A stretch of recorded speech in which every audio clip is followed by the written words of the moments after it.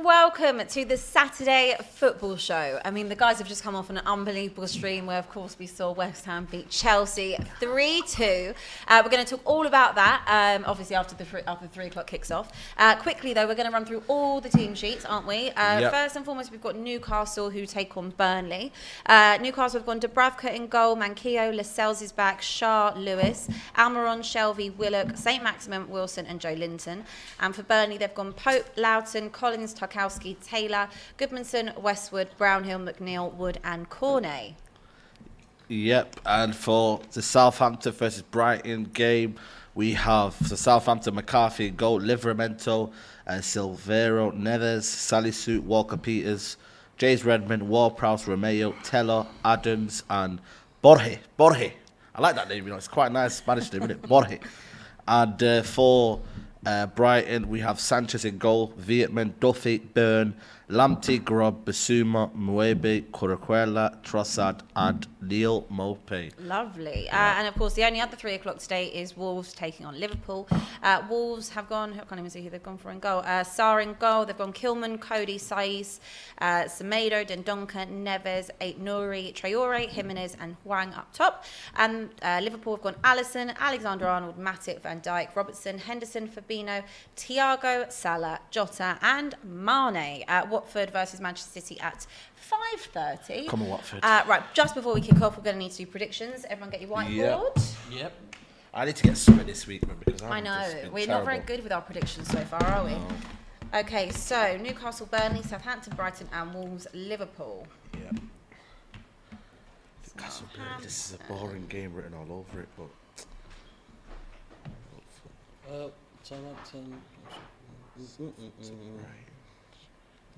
Okay, I've gone with a rogue one. Okay. I've gone with a rogue one. Don't forget, don't reveal your scores until the end of the show. And guys, obviously get your predictions in the chat too. We want to hear and see all about them. Okay, so after that... Is Lewis all right? I thought he was gone. Yeah, Lewis, are you all right? Lewis hasn't spoken since he came off of the last stream. So Lewis, hun, how you feeling, babe? You know how I'm feeling about how am I feeling. I can't be arsed. Are you planning on drinking? Like, what have you got there? Vodka? You've got a real Well, what, do you want selection. some? No, I'm just Do you saying, want like, some? you know. Are you all right? Like, I'm seriously worried. I thought you were going to go. Would you like to talk about what happened in that game? Because obviously I got here just kind of as it turned 3-2. Yeah. So I haven't really got to see anything. Someone talk me through it. I feel like it would only be right for you to talk us let's through start. that. Winners first. Go for it, man. Well, Drink. to be honest, it was all Chelsea pretty much most of the game. Then West Ham came in like being one of those, you know what I mean, like the down and out, they need a hero. And then Arthur Masaku came in I'm gonna be and sick. destroyed Chelsea. Because that's what we do, baby. We're West Ham. That's what we do. You're all the massive. time. We are apparently. massive. Allegedly, they're massive. But it was a good game, end to end, basically, wasn't it? It was just a good bit of football from both games, both teams. Sorry, I should say. Was that a fair scoreline, Lewis? Here's what it is, I guess. Like you can't really account for Masuaku catching Mendy out on that cross/shot or whatever the hell it was. It's jarring because second half, like we had more of the build-up play, but it's just that same problem of us struggling to figure out how to play with Lukaku, and it's just been a massive problem for us this season. I already said our build-up play's fallen apart since Ben Chilwell was injured. I don't think we're winning the league without Ben Chilwell because we relied so heavily on our fullbacks, and it's shown in the last 3 games. We were poor against United, we were poor against Watford's B team, and now we've been poor against West Ham.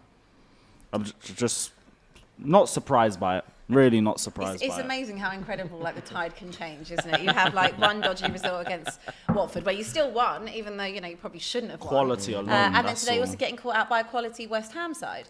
Right, we love it. We do. This is what we love. This is why the Premier League is so good and it's so open. We actually have a clip of Jason celebrating the winning goal. So let's check that out, please. Oh my God! Oh my God! He's gonna do it!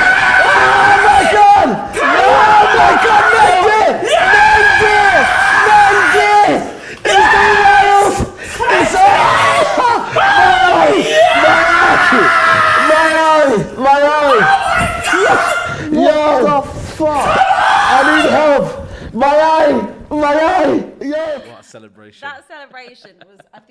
iconic. And Yeah. also, Saeed, you got hit Yeah, in the but face. Sorry, it's all right. man. It's all right. I'm so It's sorry, all right, man. I Jace. apologise. You know what? Man, Yeah, you I should have will hit take- him harder, bro. Yeah, well, listen. Needed a little bit of medical attention. Yeah, Is your yeah, eye but we're feeling okay. Yeah, we're okay. You know, medical Okay. check confirmed. VAR check. You know what I Right, mean? in the chat, we've got Rabadam who said, God bless West Ham United. You never walk alone. Interesting. I think that's obviously a Liverpool fan, very happy.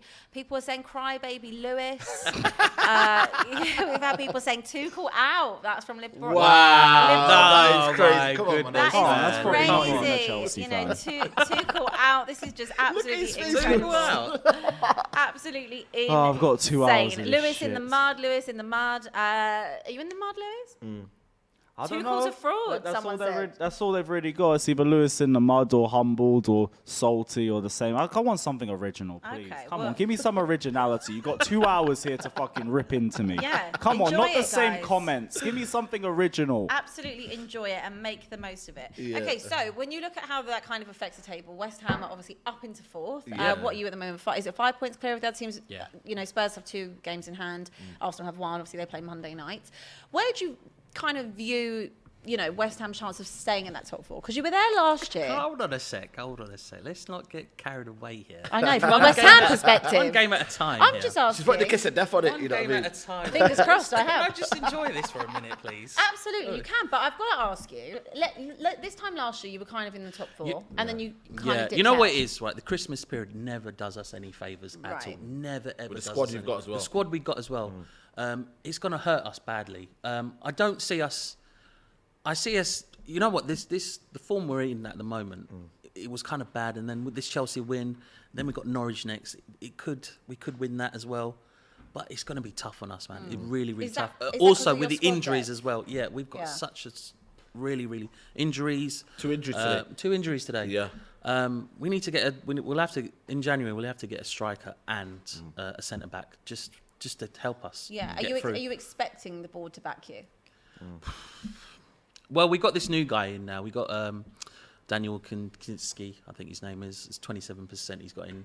There's been promise of a bit of money, so we'll have to wait and see. But you know go on the what our pitch. chairmans are like. Do you know what you did last time? Go on the pitch and just start, causing havoc. You get the Yeah, I'm gonna go there. It's like swinging my shirt again. Just really keep doing that, yeah.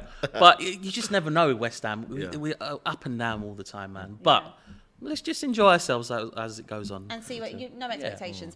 There's been a goal at away. Don't get excited, everyone. There's been a goal in the FA Cup. Cheltenham are 1-0 up against AFC Wimbledon. Obviously, going to keep you up to date with all the scores as they go in. Just to have a look at the Championship fixtures today, we've got Bristol take on Derby, Cardiff versus Sheffield United, Reading v Hull, Blackburn v Preston, Barnsley v Huddersfield, Millwall v Birmingham, Blackpool v Luton, Middlesbrough v Swansea, and Nottingham Forest versus Peterborough. QPR take on Stoke City tomorrow. Yeah.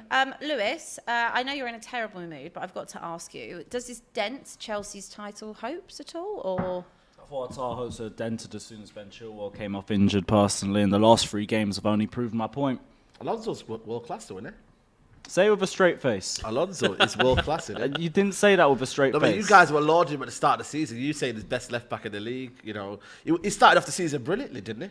Who said? Did he not start the season? No, brilliantly? rewind. Who said No, he was but the best did he left not- back in the listen, I league? heard No. voices. You said I we'll heard go. voices, We'll go mate. point by point. Let's Listen, start with the first point. did you not say- Who said Alonso Did you was not the say- best left back in the Did he not league? have a good start to the season? Yes or no? Who said Alonso? Listen, stick to the We point, can go stick to round the in point. circles for Stick 2 to the hours, point, Lewis. please. I know I rattled you before, and I'll rattle you again. We can go round Answer in my question. circles for 2 Answer my hours. I'm question. cool. Answer mine. Did Alonso not start You the said season we well? said Alonso was the best left back in Listen, the league. Now who Listen, said that? Take that over your head, yeah? Who said that? No. Did We he go not point start by the point. season well? That was your first point. Let's start with your first point. Lewis, Who it's said okay, Alonso man. was the It's best okay, left back in the Lewis. league? It's okay, I know. It is Do you okay. need I a just hug? want to know who Can I said give you it. a hug? Who said it? Are you all right? I'm good. But Are who you all said right? it? Who said it, bro?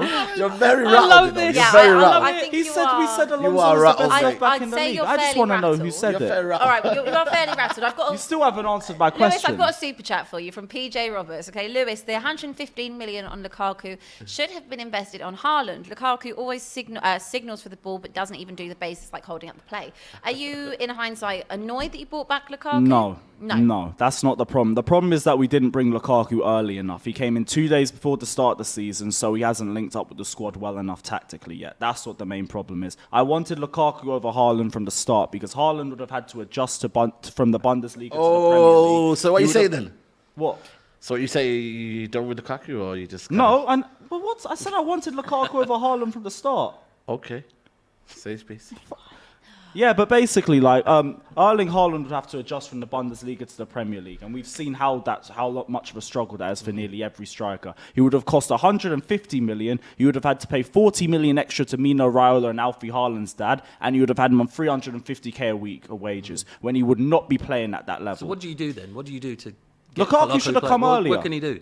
Okay, but I would Like, say that's been a problem for us from the start of the season, but like we were able to accustomate for that because we still had goal scorers over the pitch. The problem is now our build-up players got worse because Ben Chilwell's out injured. That's where the title's been lost for me. okay, but I think it's so early on to say the title's been lost, Lewis. I think it's a knee-jerk I need to reaction. see it to believe it first, but the first 3 games have been poor from us. Okay, I would also say though, you can't be so reliant on just having One Ben player. Chilwell. Yeah, you've got an exactly. incredible squad, Chelsea. Yeah. Look at all Yes, the money yes, you've but spent it's and the strength in good depth. in depth. But it's reliant Not in off the wing backs. Okay. That's where our play's been at its best from, and we've lost our best left wing back. Alonso is too far of a drop off from Ben Chilwell for it to work. Okay, so is there not a way that you can adapt the play? And just another thing I would mention, you saying about Lukaku and that you wish he had more time. Well, he had Premier League experience. He knows how tough the Premier League and what he has to do in Premier that. League experience And wasn't the also, issue. I would say he's been there 4 months. So how much more time would you like him to adapt? In comparison, There you go. Ronaldo didn't play, Premier League football for what, 11 years? There you go. That I can understand with, but if you bring a player in early in the start of the season, the main focus is on fitting him into the side. If you bring him in 2 days before the start of the season, your focus is now on a game by game. Can I ask you basis. something, Lewis, though? Alonso had a great start to the season. It was only because Chilwell Nice, came form in. is temporary, shite I is agree. permanent. No, I always come on, say it. Lewis, man. You can't say that one player will change your Outrageous. feelings of how Chelsea are playing. It's Maybe a squad. It's One Tuchel, player maybe can that's literally not be the difference. I don't know, mate. I don't know. You adapt. Liverpool, did City win the league with Fabian Delph at left back? So, the Guardiola's No. play. Answer the question. Did City not win the league with Fabian Delph at left back? Nice, and Fabian Delph played well at left back. You play Marcus Alonso at but left he's back. not a He left gets back, though, Lewis. worse. He's not a left back, though, Lewis. Alonso gets worse if you Come play on, him at he's- left back Alonso as is a opposed left to back. left wing back. Fabian Delph is He's not a meant left to back. be a left wing back, and he's playing at a bad level the last few games. So maybe the you manager play not him getting at the best left out of back, him. he Is will the get manager not even getting the best out of worse. him then? So I don't get the point. So who Okay. are you criticising then? Are you criticising the manager or are you criticising Alonso? How Alonso- you criticise Tuchel No, for but, this? no, because then if Tuchel can't get the form out of Alonso and adapt for him to be on that left wing back, then what can you do then? You have to, injuries happen in football. Tuchel ain't a miracle worker. No, but injuries happen in football. You have to adapt though, surely not. Yes, I agree with you on that. Like, if anything, I'd like to see us go for Saul Cheers. at left wing back potentially. Maybe even put Hudson-Odoi in there if we have to. I just need someone who's going to make the play more fluid because Alonso don't do that. And even with that in mind, Alonso isn't the real reason why we lost this game. So I'm not even pointing at Do you want to him. blame then? Yeah, who are you trying to blame? It's not really. You don't blame anyone overall. Like Mendy, to be honest, had his worst game in a Chelsea shirt Well, today. I'm It is glad. what it I'm is. absolutely glad you mentioned Mendy because that's our next talking point. Let's have a look and see if there's any scores. FA Cup, Exeter City are 1-0 up against Cambridge United.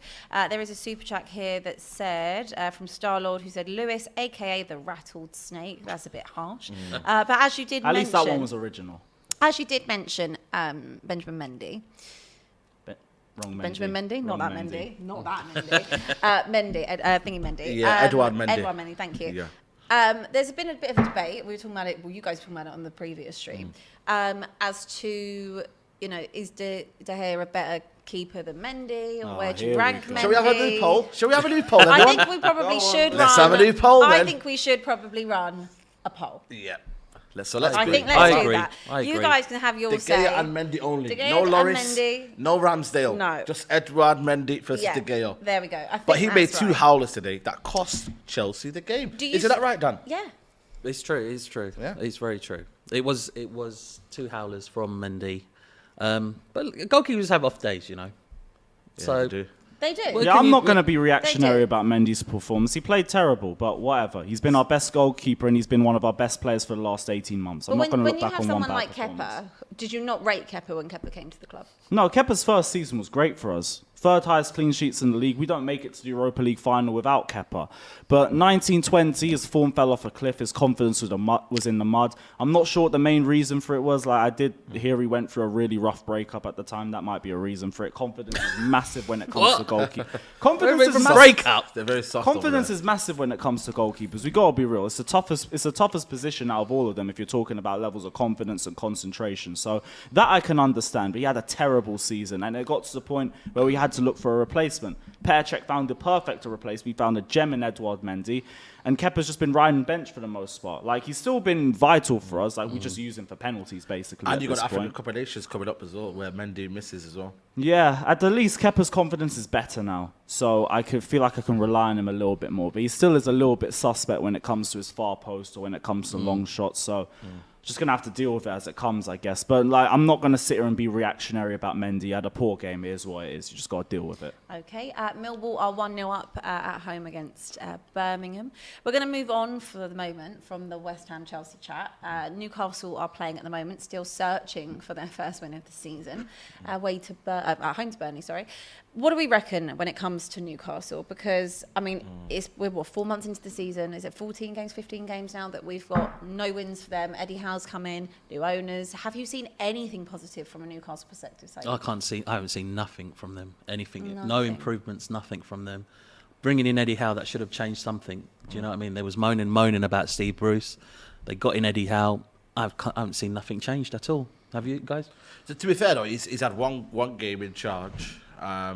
For me, it's an impossible task, guys. I'll be honest with you. It's a really, really impossible task. And There's a lot of pressure as well. yeah, a lot of pressure. You know, these guys have got, you know, no wins. Like the only team in the actual kind of English pyramid to have no wins under the belt. I've never seen this. When was the last time we had that? Like I can't remember. Crystal Palace had it a few years ago, but I think it stopped after about 5 or 6 or something like that. Charity FC, back again as always. Yeah. Well, listen, You're you should charity. just chill out, mate, after today's howler. But for me, yeah, Newcastle for me, it's an impossible job. It really is, and if they have to basically spend their way out of getting relegated, which is difficult. It is, but there's also that argument that, you know, of course, Christmas is around the corner, January transfer window. Yeah. And you have to have a look at kind of like who they could bring in to do a job, because any player that they sign now, you know, you're in a position where you're going down, right? Yeah. So if you sign someone and bring them in, are they going to be signing with a clause that come, you know, 6 months later, they're going to leave the club? Because what type of player can you get in that is going to be happy to join a relegation dogfight? The players they need to bring in players that will get them out of this spot at the moment. They can't be signing these big players. They can't be signing. Well, I don't think they even will be allowed to anyway with financial fair play. All these new rules and everything that's apparently coming through. Like, it's impossible. They have to sign players that will just get them out of this mud, and then look the further on from next season what they can do, improve themselves more. Do you know what I mean? There's talk that they're talking about Jess Lingard apparently, and they're going to make him his highest paid player. And that. Well, do you think Jesse Lingard would want to go there? Well, that's the thing. It depends on him, and money talks, doesn't it? So yeah, money does talk, but money talks with the price. You get relegated on your CV. Yeah, you know, getting relegated on the CV, and then. But then again, they could do the thing where they do sign these players, get relegated, and then they loan them out when they come back up, if they do. Yeah. Do you know what I mean? That's another possibility. No, so you never know. It's a fair point. X was obviously on the show with Robbie the other day, and they were talking about Newcastle, weren't they? On Best of Enemies. So we've got a clip of that, which we're going to show you now, talking about how apparently Newcastle won the lottery. If Newcastle go down, it's like winning the lottery, but only being able to spend the money in a car boot sale. Do you know them? No, I'm telling you, Robbie, if they go down and they look like they're going down, blood, I'm telling you, bro. I think they might go there. I think if they lose this game against Burnley, I can see them going down. If Newcastle go down. Man, honestly, this guy is hilarious. Is that true, though, that they can only shop at a car boot sale? Because I think... from my perspective, if I'm a player, I know we just said that money does talk, but who's really going to be, you know, up for that fight? It depends really on when you look at it. Like I said, if they do get Jess Lingard in, it might start a trend. Like, oh wait a minute, they're getting this player. We can actually do something here. Like, we can actually save this club. We can save them getting out of relegation, and then going forward. You know, it could happen, but. To be honest, someone needs to take that step, and I can't see that happening. And if this continues, end of December, no games won and everything, who's gonna do it? There you go. Who would come, especially if now this December period, because the gap apparently is about 6 points. Yeah. It's not as if it's 1 or 2. It's tight. No, it's really tight. I'm actually going to have a look and see Newcastle's next fixtures, because we'll be able to see pretty much. We've what got game. them on the 27th. I know that. One of the worst games you can play now is against Burnley as well. Yeah. Burnley are the most ridiculous, toughest teams you'll ever meet. That are like a brick wall. They Yeah. are literally a brick wall. They absolutely sometimes. are. Right, so Newcastle's next fixtures, I mean, they've got a really tough Christmas. They are away to Leicester. They're at home to Liverpool. They're away to Manchester City. They're at home to Manchester United. And then on the 30th, they are away to Everton. So if you look at that realistically, how many points they could pick up in their next 1, 2, 3, 4, 5 games. It's so difficult. That's looking like none. When you look at their players as well, who do you...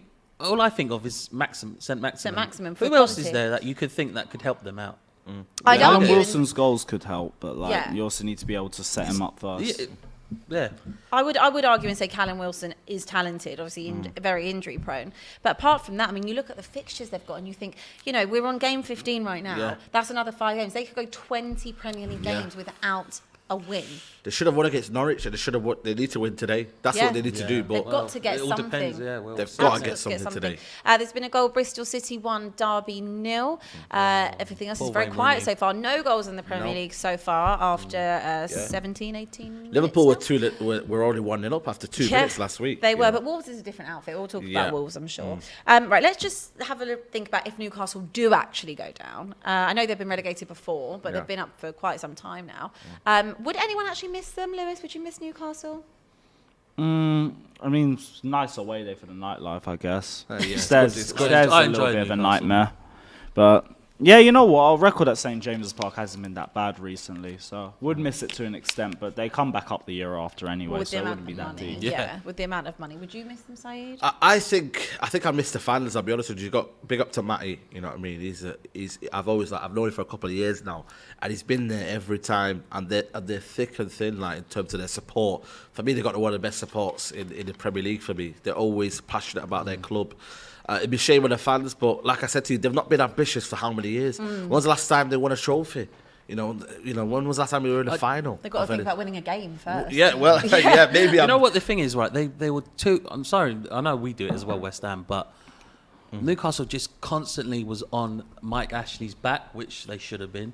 But they weren't really concentrating on anything else. It was just Mike Ashley. They didn't care about the football. They didn't bother with it. Maybe they're They thinking just- that the ambition, though, you know, as to where they Yeah, want the but- direction of Mike Ashley wants to go.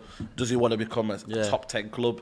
You know, because if you look at Newcastle, they have everything that Yeah. they need to be an established Yeah. top 10 club. They're as massive sleeping giants. Yeah, Yeah, well, yeah. exactly. Yeah. They've got everything that they could want for Yeah. them. So in hindsight, would you say Steve Bruce was actually doing a pretty good job? Nah, because, you know, it's paper over cracks, really. There's a point when you're just losing all the time, and then I feel like the players just didn't respect him at near the end, and they was just like, it's time to just get rid of him. So let's just not even bother. You know what I mean? So I know it's sad, but yeah. It is what it is. It is what it is. It is what it is. Right. In it. other news, Manchester United this week. I didn't get to actually watch your game with Arsenal because it was the same evening that Spurs were playing, so I wasn't home in time to see that. How was that game? How was Arsenal? How were you guys? Michael Carrick's last game. Michael Carrick's last game. Farewell, Michael Carrick. I just want to wish him all the best. You know, so big up to Michael Carrick. But yeah, we're living life over in the Manchester side. You know what I mean? We were chilling, we were relaxing. I want to know where Ty is. I still don't know where Ty is. Has anyone seen Ty? Apparently, has anyone seen Ty? Please find out where he is. I'm very, very worried about him. He was meant to come to the game. He said to me on the Monday, I said to him, "Are you going to be at the game, Ty?" He said, "Yes, I'll see you there." After the game, disappeared. Disappeared into You know what I mean? thin air. Done Robbie doing dances, you know what I mean? I don't know what he's doing, these TikTok dances. You know what I mean? I wanted to recreate it at Old Trafford, but it was raining down and you know, things happened. But listen, I told Arsenal we're in the mud, and they will be in the mud forever. And listen, we're temporary. Statement. Wow. Ralph Ragnick's coming on to pave us the way. Where Arteta, he's taking you down again, you know what I mean? And that's the beauty of fighting life. talk, You know, he's got a fighting good talk. record of getting 2 seasons 8th in a row. What would a better record be to get you triple in a row? You know, Triple Eight Sport. You know, the Triple Eight Sport. Yeah, Triple A Sport. Triple8sport.com. That'll be the sponsor for next season. So, Arteta, you're doing a wonderful job. Keep it going, and I hope that you can get that 8th position, so you can get that Triple Eight sponsor and give you a bonus maybe. You never know. But I'm happy, Abbi. And we go on Sunday, and I think for me it was a good game, banter aside. It was an entertaining game. The quality wasn't great, but it was entertaining. It was end-to-end. We got the penalty. They didn't. In the mud, you know what I mean? That's what it goes. I thought Martin Axel had a bad game, to be honest with you. Never controlled the game. And we needed that 3 points. If we'd have lost that game, I swear to you, you know what I mean, I would be in hiding. But I'm not. I'm out here chilling. You know, I don't know where my shades are. What do you expect now from Ralph? I want him to kind of just stabilise the club, find an identity, keep us growing, keep us elevated, and get that top 4 spot. If we can get that top 4 spot, for me, then we can move on from that next season. But for me, it's all about stabilising the club, getting these players playing better. You know, we've got a lot of wasted talent in our club that have not had the chance. So get them playing, get the feel-good factor back, and don't want to say anything, but you know what I mean. He could be back. We could be back, man. Speaking about top 4, Robbie was, of course, doing game day preview show with Alex the other day, and they were talking about top 4 favourites. So have a little look at this. Are United back, or is this maybe a flash in the pan result? To maybe, is it a vanity result last night? No, United are back. They are back, right? They're not, as I said at the start of the show, I don't think they're playing fluent football. I can see a team that can lose games. And I say they're back. They're back as regards the top 4, but the aim of Man United at the start of the season was to win the league with all the investment. So in that aspect, they're not back. They're still a million miles off those top 3 teams. But can they get the top 4? I'd say they're the favourite. You know, that's very, very funny of Robbie, isn't it? Like, you know, to say that we're favourites, you know, that just shows you where Arsenal are. They can't even big themselves up. Robbie is now saying United are favourites just because we beat them. But it's still 2 points ahead of us. They are 2 points, but I think that, you know, looking at, I guess, What's to come. What's to come? Of Back course, your but team. Arsenal fans aren't going to go all out and say that they're, you know, going to get that top 4 spot at the moment. No, but They're not, because anytime they face anyone with a bit of quality, they seem to stumble, you know, and that's not me being biased, that's just me being honest. Do you think now that Ralph has come in, with the squad you have, it is yours now for the taking? I think we'll have the momentum. Fixtures are on our side now. I think we've got Crystal Palace, which I don't think is going to be easy, by the way, but we've got Crystal Palace. Then I think we've got Brentford away. It's winnable fixtures. We've got Brighton after that, Newcastle away. We've got winnable fixtures. We just need to go on a roll, you know. The thing about Ralph, though, is he's a manager that will take a team on the long run and build from there. Absolutely. He's only got 6 months, though. What can he do in that 6 months? Can you see him pinpointing stuff that will get you to those spots? I think it'll be tough, but I think he's up for the challenge. And I think when you've got a man who's up for the challenge and he's done it before and he's got experience, you know, that for me can only give me great confidence that a man that's got experience and done it all. If he can't do it, listen, I might have to just bury my head in the sand, because I'm thinking if he can't fix us, mate, and get us playing good football and then kind of leaving us in a better position for the next manager, then I think I've lost all hope, really. And I think what's good is that obviously he's going upstairs after as well. Yeah. So even though it's a short-term totally managerial agree. appointment, Yeah. it's a really smart and intelligent Really long-term so. appointment from a United perspective. Lewis, you're ever so quiet. That death stare right there. Is it putting any fear into you now that Rangnick is gone to United? Not really, because we're not really in a top 4 race. Even if I think like the title might be a bit far for us with the Ben Chilwell injury, I don't think we're going to be dragged into a top 4 race or anything this season.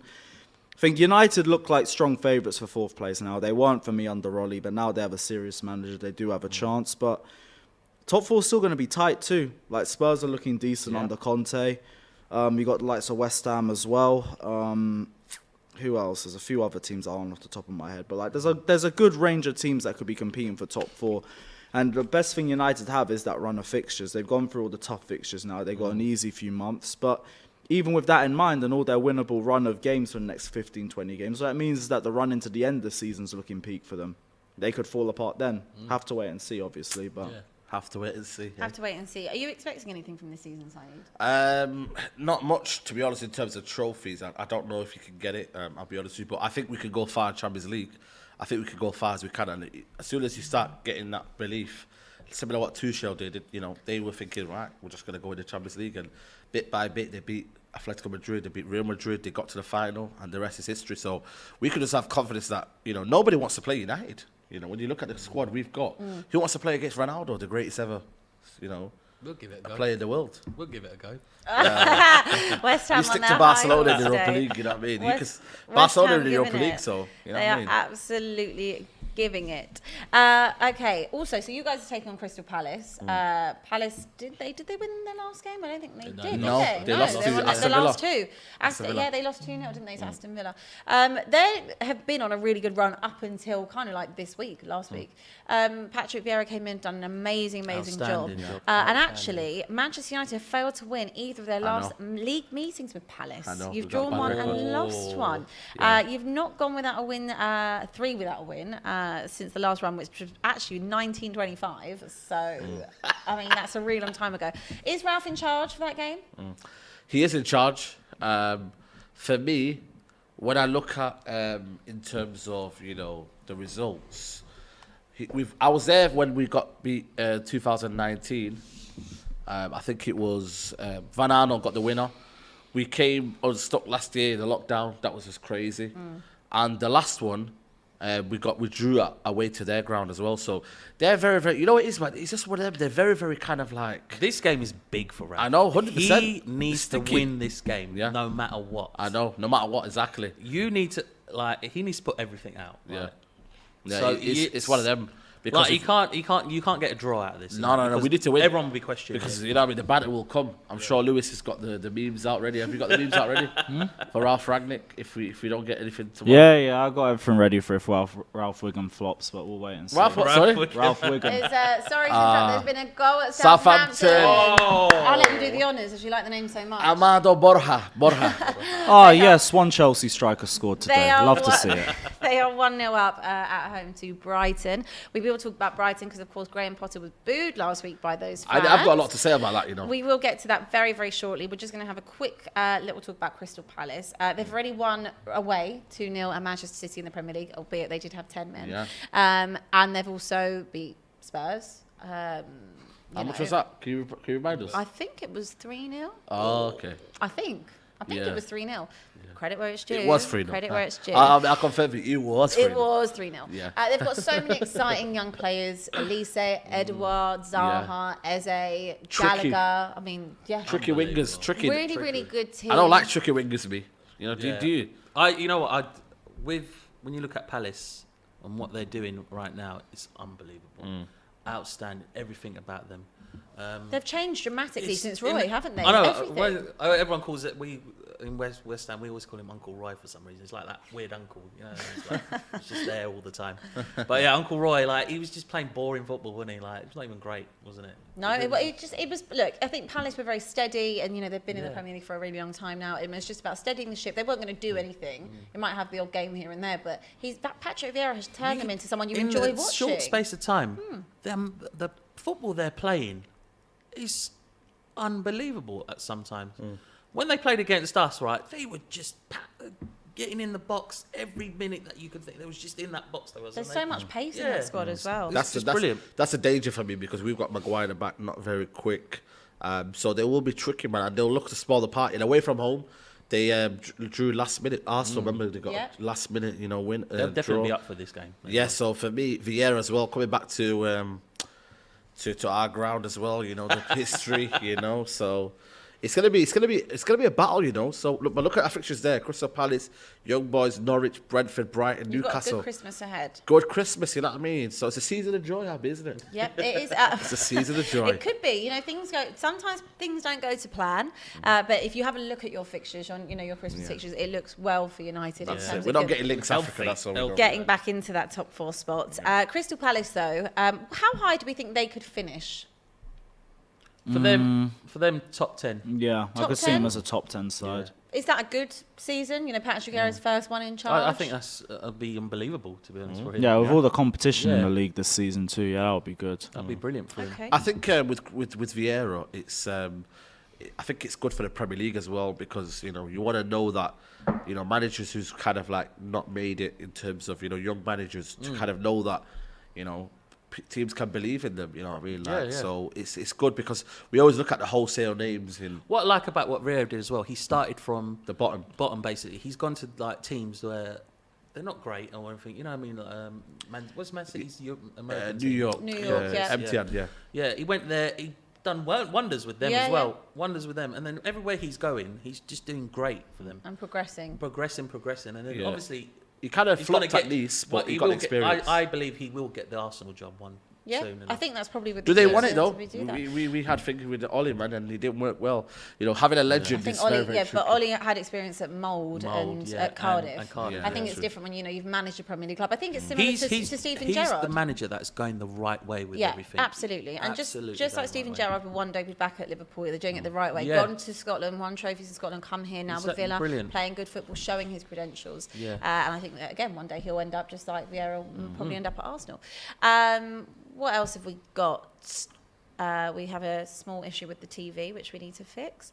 But apart from that, let's talk about Brighton. So we mentioned, obviously, earlier that Graham Potter was booed off by Yeah. Brighton fans. Rightly so. Wow, Lewis.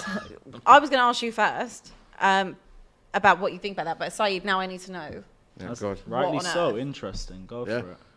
No, but do you want to say anything? No, But because you just for blown me, out the Yeah, whistle because by I saying rightly so. thought it was Rightly wrong so. still. I was Di- coming to you, but I had fans- to do a quick 180. Fans for me have every right to have voice their opinion.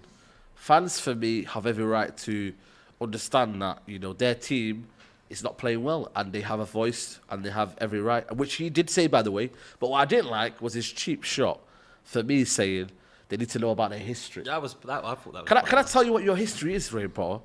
The two times that they played, the 2 seasons before this, you finished 16th and 15th. So isn't this your team that we're talking about here? So your history is you, mate. So Graham Potter, maybe you should have a look at your history, mate. Where So are Brighton they- in the league now? Sorry? Where are Brighton in the league right now? They're 8. I think they're gonna have a look. they're above us, I think, in terms of what So they they're are. 8th and they're above No, no, no, Manchester they're United not. and They're they're still 10th. booing. They are 10th. They're 10th then. They're So- 10th in the league. I think Graham Potter is a 19. fair point, to be No, honest. it's not a fair point, man. You're saying that they finished 16th and 17th in previous seasons, and right Yeah. now they're 10th and above the mighty No, but that's Manchester right United. now, though. But that's right now. But Yeah, that he's is got right them- now. Why are they booing right now then? No, if because they're they're such a booing good because place? they've not won in 8 games. They're not playing 9. 9 games. Well, it's because nine of now. in spite of the good football that Graham Potter's No, playing, man, listen, they're he's- in I think 10th. for me, he's got a bit too big-headed for me because you shouldn't be saying that to Brighton fans. Brighton fans have every right to say to boo what's happening right now. And fair play, he said they've got every right, but then to say they should know their history. Well, to be Yeah, honest with because you, they're mate, in the best places they've been in Yeah. the no, Premier man, League. because he was recent history is In that spite of them being Brighton. no, I think for me I that's think you have to have a look at Brighton's budget. Brighton don't spend very big. And I think that lots of people would also agree with the fact that if Brighton could attract a good quality striker, the way that they play football and the chances I think they create, and if they could actually get the ball in the back of the net more often, they wouldn't have so many problems. I think in terms of, winning games, drawing games, things like that. But because of the restrictions they deal with, Graham Potter coming in, they're not in a relegation battle. I don't see them being in a relegation I don't battle. have beef, by the way, with Graham Potter, but I just don't like that beef because at the end of the day, I think it's trying to look down on the Brighton fans where if they want to have ambition to be a top 10 club, which for me, I think they can. When you look at the fact that Newcastle and all these clubs should be top 10 and they're down the bottom, for me, when he said, look at their history, he got them But to... where are they in the table right now? But then again, that's what's that, I don't And understand who's that. who's the That's cause recency of it? bias, isn't it? Who's the cause of it? No, It's but Graham that's what's Potter. current now, but I mean, do you not understand my point? No, though? I do understand your point. Yeah. That it's, to say to, a fan base, look where you are. But then on the flip side, I would say, okay, well, if I'm a Brighton fan, I understand the history of my club and that, we were a championship side for a very long time. We could have, Chris Hughton, very nearly, while he was still there, they stayed up somehow. And they probably arguably should have gone down with the squad that they had at, a few years ago. And the lack of investment from the board. So I would say that I think Graham Potter's doing a very good job in the sense that he's managing to not keep them floating around the relegation zone. He's keeping them at the moment, even if they're not winning. He's keeping them safe. They're safe. And what more could you... And they're down now as well, so it's... They are 1-0 down at the moment, but What- we do see that Brighton are the masters at drawing games. Yeah, you know? they And are, they are. You know I what? understand I the can't say frustration from a Brighton perspective, from their fans, but at the same time, I'd look more at the restrictions around the club, not so much at Graham Potter, because I think they probably have to look and see if Graham Potter moved on, and there's been a lot Could of it- offers, Yeah. Spurs, Could he I have think said- Arsenal have been interested in Graham Potter as well. If Graham Potter left, would they be in a worse position? I think so. What I don't get is why fan bases can't just be wrong sometimes. Like, Why? Let me ask you, why do you think that? because they're in the highest position that they've ever been in because Well, of that's Graham recency Potter in bias, spite of the results. And yet they're here complaining about the position that they're in the You league. two are on one today. No, but I'm just saying, though, innit? I don't understand that point. Let's be real. Is that really a good point? The Brighton fans sound hella You know, West childish Ham in my are point fourth. of view. Sorry. You know, you get me excited. You know, look at Jason. Right? Are they booing David Moyes Can I ask saying a we should be question or not? third? But are you fourth right now? Are you going to finish fourth? Do you reckon? We're going to win the league, mate. What are you Okay. talking about? We are going to win the league. you know, They are massive. Exactly. They tell everyone how massive they So are. are they going to win it? Are they going to win it? And that's the thing, though, Lewis, is that he's got them to these positions, which for me, you know, when you look at like the capitulation towards the end of the season, it's not been great. And fans are thinking, right, we've not won in 9 games. You know, the performances haven't been matching, and we just want better, and they booed. He could have easily just finished that quote and said, they've got every right Sometimes to boo. you got to be careful what you wish for. Let's say Potter gets sacked and they bring in someone else Yeah. and he My does point worse. is- They're still going to be Exactly. Yeah, they booing can go after down. that. My point Fan is- Get a bases better can be manager. wrong. Let's be Fan, real. you know the fans, right? They're just hungry. They're course they hungry are. now. They They're want seeing more. this and they're like, we can do more. We can do more. We can do more. But come on, guys. But can they be better? Can they get better than Graham Potter? No. No. I don't believe they can. What's this all about? Exactly. I don't believe they can at this moment in time. I To have They're a manager, Brighton. Learn your place. Like honestly. I think to have a manager like Graham Potter, who is a very good manager, forward-thinking, tacticianal manager, I think to have him at the moment and where he's managed to bring them to make them even more stable, play nice football, attractive football. I think that the problem is that there is a lack of investment, like a lot of clubs. And I understand Brighton, you know, have a means that they can't do. Their stadium is also very, very small and things like that. And I appreciate that, but that is not the fault of Graham Potter. I think if you have to put it, Could he have said that bit and just said? I think and just not say the history bit. I think he could have said that. He could have left Why that bit not? out. It's a bit cynical, I But think. at the Why can't same the fans get a time, dig? I think at the same time, he's probably done enough for Brighton, and he feels like, well, I've done a lot for this club. I don't think it's fair that you are booing me when we're not I can understand if it was 9 straight losses, but it's 9 straight draws. And as frustrating as that is, I think that Brighton fans should, be patient, and, they're playing good football. The wins will come. Right, anyway, just to round up the scores so far, it's almost half-time, believe it or not. West Ham obviously won the early game, 3-2 against Chelsea. So sorry, Lewis, to rub that in. Southampton are 1-0 up away to Brighton. Newcastle Burnley is still 0-0, and Wolves v Liverpool is still 0-0, shockingly. No goals in that game. I had that as a high-scoring one. Right, talk about Southampton quickly. They've lost just one of their 8 Premier League games with Brighton. They were on quite a good run of late. They played quite well in the week, I thought. They drew, didn't they, with Leicester? Southampton's like a seesaw. You know what I mean? so many games they go this up week. and down, don't they? Yeah. They're just like you don't know what's with them, to be honest. Yeah, you are absolutely You're right. just like one week they'll win, and then next week they'll lose about 3 games in a row. Do you know what I mean? It's just a weird. They were on a it's great weird. run. They really were on a great run, and it kind of came unexpectedly. Actually, this game is 10th versus 11th as it stands. Yeah. So Southampton, they're 11th in the table. They've gone through the ringer as well. They've what I always find incredible with Southampton is that they managed to sell all their best players, show zero ambition for their own side, and then still managed to stay up, which is something that we haven't That's seen. outstanding, really. Livramento has been fantastic. One of Chelsea's as well. I think there's so many positives for Chelsea, especially when you look at your academy and scout throughout the whole Premier League. I think that's a really amazing thing for Chelsea, to give you something to be happy about today. Can I just? A couple of people are saying, coin toss. He says Brighton deserve to get relegated for booing Graham Potter. That's what I mean. I don't think he goes. I agree with the Chelsea fan in the Brighton issue. There's a goal and it's Newcastle. Oh, Callum Wilson. with the goal. Wow. There we go. Had to be him, though. There we go. Had to be him. Just before half time, that's exactly what you wanted for be getting Newcastle, their first win. to give you that bounce. But we'll see what happens. see. We know they can't hold on to a lead. Is this the bit where they start? I have to say, No. this morning before I left the house, I was asked about my prediction for this game, and I actually had a Newcastle 1-0.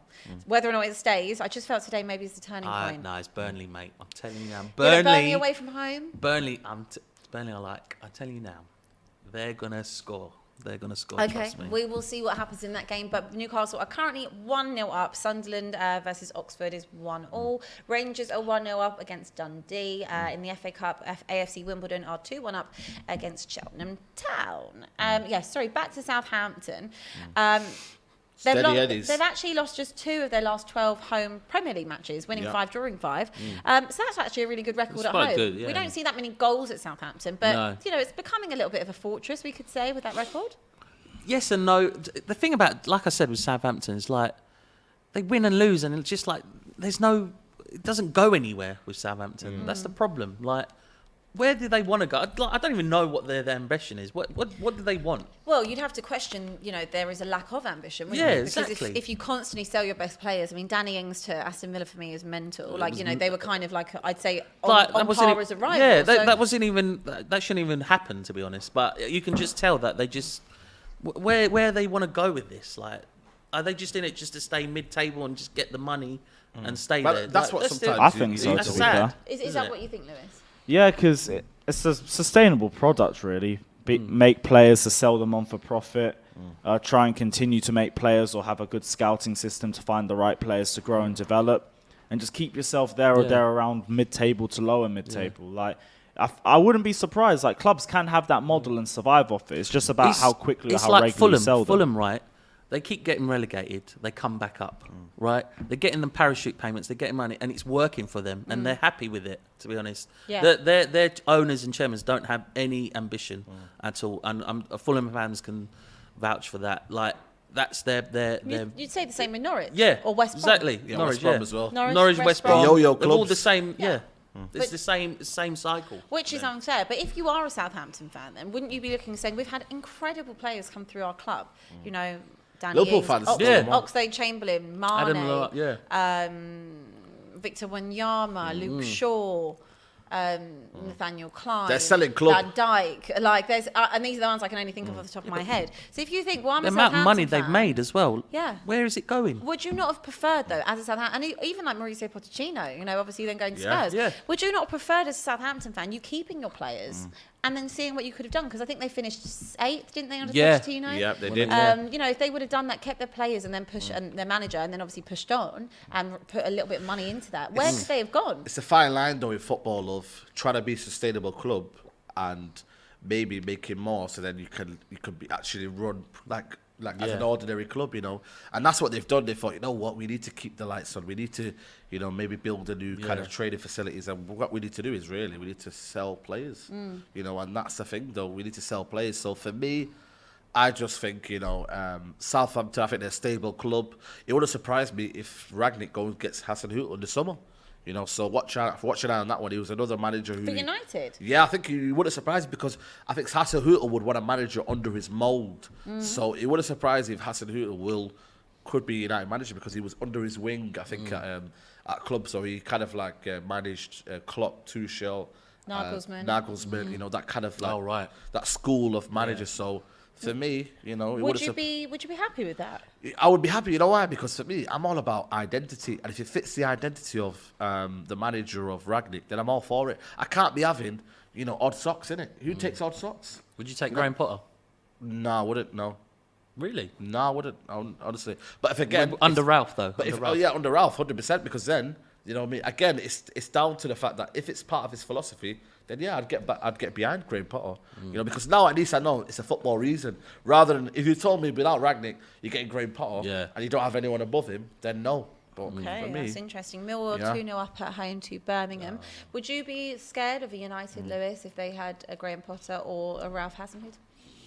Any serious manager and they got the squad to compete for the league title, I've always said it, so I would be, but I think also we're also a team that can compete for the title. Obviously, right now, without Ben Chilwell, it's looking a bit techie for us. But maybe next season will be a bit different if we have a full squad. I got an How interesting many comment. times have you said Ben Chilwell? Yeah, Ben Chilwell. Bro, I miss him, man. Take a shot of one of your 7 drinks take a every time shot, you mention Ben I haven't had the Chilwell. Magnum There yet. we go. I got an interesting comment from Box of Orange 84. What a name that is. Box of Oranges 84. Box of oranges. 84, that's his name. He goes, remember Leeds in the early 2000s, you can't just go all in financially. It's true. Very true. You know what I mean? Very So- true. That's What a fair happened with point. them? It's a fair point, but I would also say that, Leeds also then went down, and and Southampton aren't going anywhere. They're a very well-established Premier League side. So there comes a point where you have to, kind of push forward. Otherwise, what's the point? And then they end up in and around that drop zone where we've actually seen them be multiple times. But yeah, last thing on Brighton, that they are winless in 9 Premier League matches. They've drawn 7 and lost 2. But you can't boo them, though. You can't boo them. Can't boo them. I'm not saying they can't beat them, but they haven't gone 10 in a row without a win since December 1982 through to February recent 1983. history, yeah. Recent history. Recent history. We love a bit of recent history. Very, very quiet in the game at Molineux for Wolves versus Liverpool, Very which is surprised by that. Keep that very, coming. very surprising. Come on, Wolves, Reading salvage are 1-0 my up- weekend. Reading are 1-0 up against Hull City. Andy Carroll with Andy the goal. Carroll. Who knew Andy Carroll was still playing? Yeah. I Fair didn't. play. Oh, he's got. Oh, he's One of scored your again. old Yeah. boys. Yeah. Miss Geordie. Andy Carroll. No. Did you have a salt feeling of when he left Newcastle? You know what I was upset about with him, right, was he got injured so many times, right?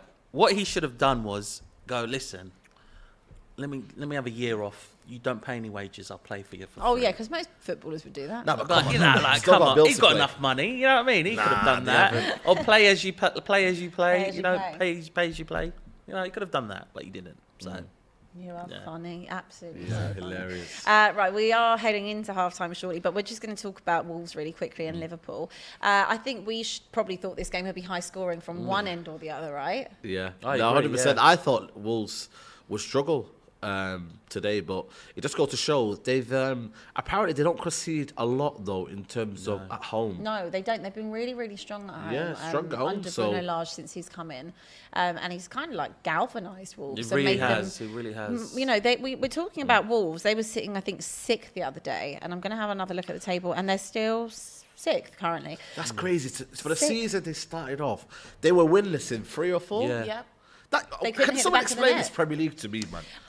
It's one of those It's weird- wide open. it's wide Not- open. I wouldn't say that. You know, the title race, I guess, is wide open in the sense between three teams: Chelsea, Man City, and Liverpool. And West Ham. And then I think from would you call it? Yeah, and West Ham. And then I think from kind of that fourth spot all the way down to 15th, where like Everton are. I think that it's kind of like a free-for-all. I mean, the points that separate, Everton are on 15th and on 15 points. And then West Ham are on, or I'll take West Ham out of the equation, Arsenal are on 23 points. There's not that Not much much, in it, yeah, it's especially not. over the Christmas period where there's so much going on. It's half-time in that game now, Wolves v Half-time, Liverpool. We could be, seeing a big second half. Because Wolves have only just won one of their 14 Premier League games with Liverpool. So I'd say to take it to half-time, especially the form that Liverpool impressive. are in, Yeah. is pretty Very impressive. Very, pretty very impressive. Is Liverpool have Liverpool never having an lost, off day, maybe? haven't lost any of their away games against Wolves. So yeah, I mean, Was it the same team for Liverpool, or did they make a couple of changes? from the other night, Yeah. I think it looked pretty much Okay. the same. Yep. So I think did I say Henderson was in? yeah, I think he might have done. Yeah. Yeah, but I think it was pretty much the same. But the form that they've been in, their front three, Jota, Salah, Mane. Can we just talk about how good they are? Would you like them at Chelsea? Those three? Would you give up your front three?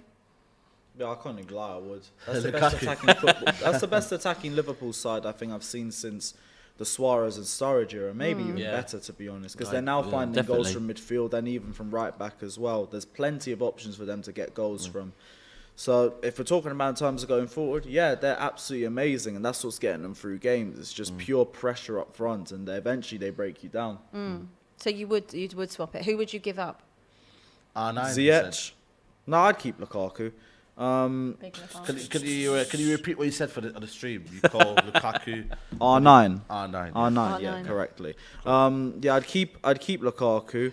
I'd defo take Salah, Jota, Mane as well. But they're all goal-scoring players, and that's exactly what we need. We need prolific goal scorers. It's the one thing we don't have in our squad. The only one that we have is Lukaku, and we can't feed him correctly.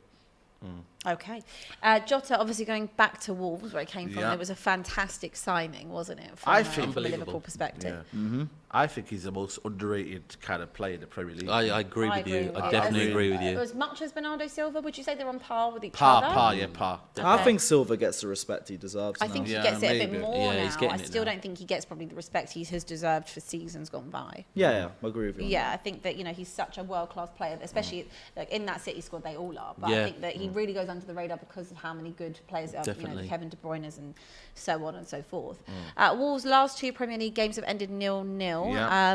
Be interesting to see if this one does as well. I mean, to keep a clean sheet against those three would be some feat. There's a wouldn't it? comment here from Clement Akufu. He says Bruno Lage has made Wolves very difficult to break down defensively.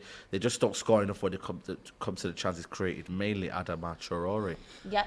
know, Adama so- Traore is, and that is. He's gone now, I think. Would you say he's gone? He's gone now. Remember, you were linked with him one time, weren't you? Yeah, we was like Dodge the bullet. He's just caring about his baby oil now, really, isn't he? You know what? And that's All it. about the baby oil. Baby oil, Like, man, you know what I mean? he's not the player he is anymore. What's happened to him? It's Well, scary. was he ever, the player he was? He had potential. I just don't know what's happened to him, to be honest. I really don't know what's happened. Well, to it's him. all about the final third, isn't it? So Yeah. I think that we've seen a lot. I think Trinicale's come in quite a bit for him. Yeah, he's good. and He's a good player. he is a really good player, and he kind of swaps them in and out. But I think with him, we've seen it with Traore. There's just no end product there. No. And I think that's probably been to Wolves' detriment a bit, because that's where they have struggled at times this season to put the ball in the back of the net and replace Jota. Obviously, they've got Jimenez, which is amazing. But should they be looking to bring in someone to try and replace Jota in January? I know that Jota's been gone a while, Yeah. but clearly Well, there's yeah, something lacking. they definitely need something. Jimenez is the only really threat there is there now, isn't there? At the moment, He's been getting a few goals. He's getting the goals in and that, but you can't rely on him all the time. No, can you? they That's can't. the thing. They can't rely on him. So I think Yeah. that's probably a place that they would To be have honest, to I improve. think they've got to a point now that they know that they have to get rid of Traore. They have to get rid of him now And keep it fresh. Yeah, and keep it fresh. Okay. Liverpool striker Mohamed Salah has been directly involved in at least one goal in his last 12 Premier League appearances. He's either scoring goals, which is 12 goals, assisting goals, which is 6 in every match. In Premier League history, only Jamie Vardy has 15 in a row, which was in 2015, that August to December period, has been involved in goals in more consecutive appearances. Mo Salah, how has he not got more respect at the Ballon d'Or? Can we just talk about that? Because for me, it's a year thing, and I don't think he was that great towards the back end of last season. Okay, so let's fast forward to this time next year. And let's say Salah continues into the start of next season and finishes off the season how he has been. Surely you have to look at him for Definitely for in a that Ballon d'Or. aspect. But I think right now, Salah's form that he has now, he's only shown from the start of the season. But would you not say it's been consecutive over a course of about Partey. many He's got seasons? no ball. Yes, there was last season. Which Game We, of Thrones, we was I remember discussing when he this was earlier playing on. We were against- saying about the Ballon d'Or. It's kind of a corrupt course it system is. now. The whole thing. Yeah. They don't take into consideration most things now these days. They're just going on how many a player quality, like not even quality, like stardom, power, and goals and yeah, assists. exactly. That's Stardom, all it and that's is. it. Like Messi, should he have won that? No, in my opinion, I don't think. Nope. And this is, people misconstrue this because I think obviously we can't argue that Lionel Messi is the best in the world at what he does. But if you're basing it on a year, and Yeah. what people have done, how's Robert Lewandowski not won that? Exactly. Who should have and actually crazy. Shocking. didn't win it in the year when they because had no he's Ballon journey. d'Or. Yeah. But that it is clearly it's Yeah. not based on stats It's and an goals old, and like I said, people it's that an have old. earned it. It's an old. The whole system is just old and it needs worn out. Like you said, get the fans involved as well with the Ballon d'Or. Freshen it up. You know what I mean? Sort this out. This is a big problem there is in this whole system. Is why do journalists get everything? Why are they in charge of And everything? journalists are fanzines, which Yeah. Yeah. some of them are fanzines. Of course really. they are, yeah. You know, Yeah, so exactly. They could be Messi fanboys. You know? Exactly. Of course they are. Half Yeah, of them are. and that is the thing. Obviously, you see like the Football Writers Association when they do their Young Player of the Year, Player of the Year, things like that. And sometimes you think, really, like that's really not the Player of the Year. It's in the French. Most of the French journalists got most of the votes as well. And PSG, he's at PSG. He's at PSG. Do you know what I mean? Come on. Yeah. Yeah, it doesn't make much sense. But I would be horrified, if Mo Salah continues the form he's in and into next season as well, that he is not. We're not disputing Messi was on. No, in terms of what he was doing at Barcelona, when you look at He was the literally fact carrying. He was, Yeah, of was course he carrying. was Yeah, he was carrying. still up there in terms of, like, if you want to say top 3, top 5, he is definitely up there, but I don't think he should have won it. No, Exactly. you can't argue when you've Exactly. had Robin Lewandowski there for 2 seasons back to back, being the best in Europe. exactly. And then also you have a look at someone like Harry Kane, just to throw him into the mix.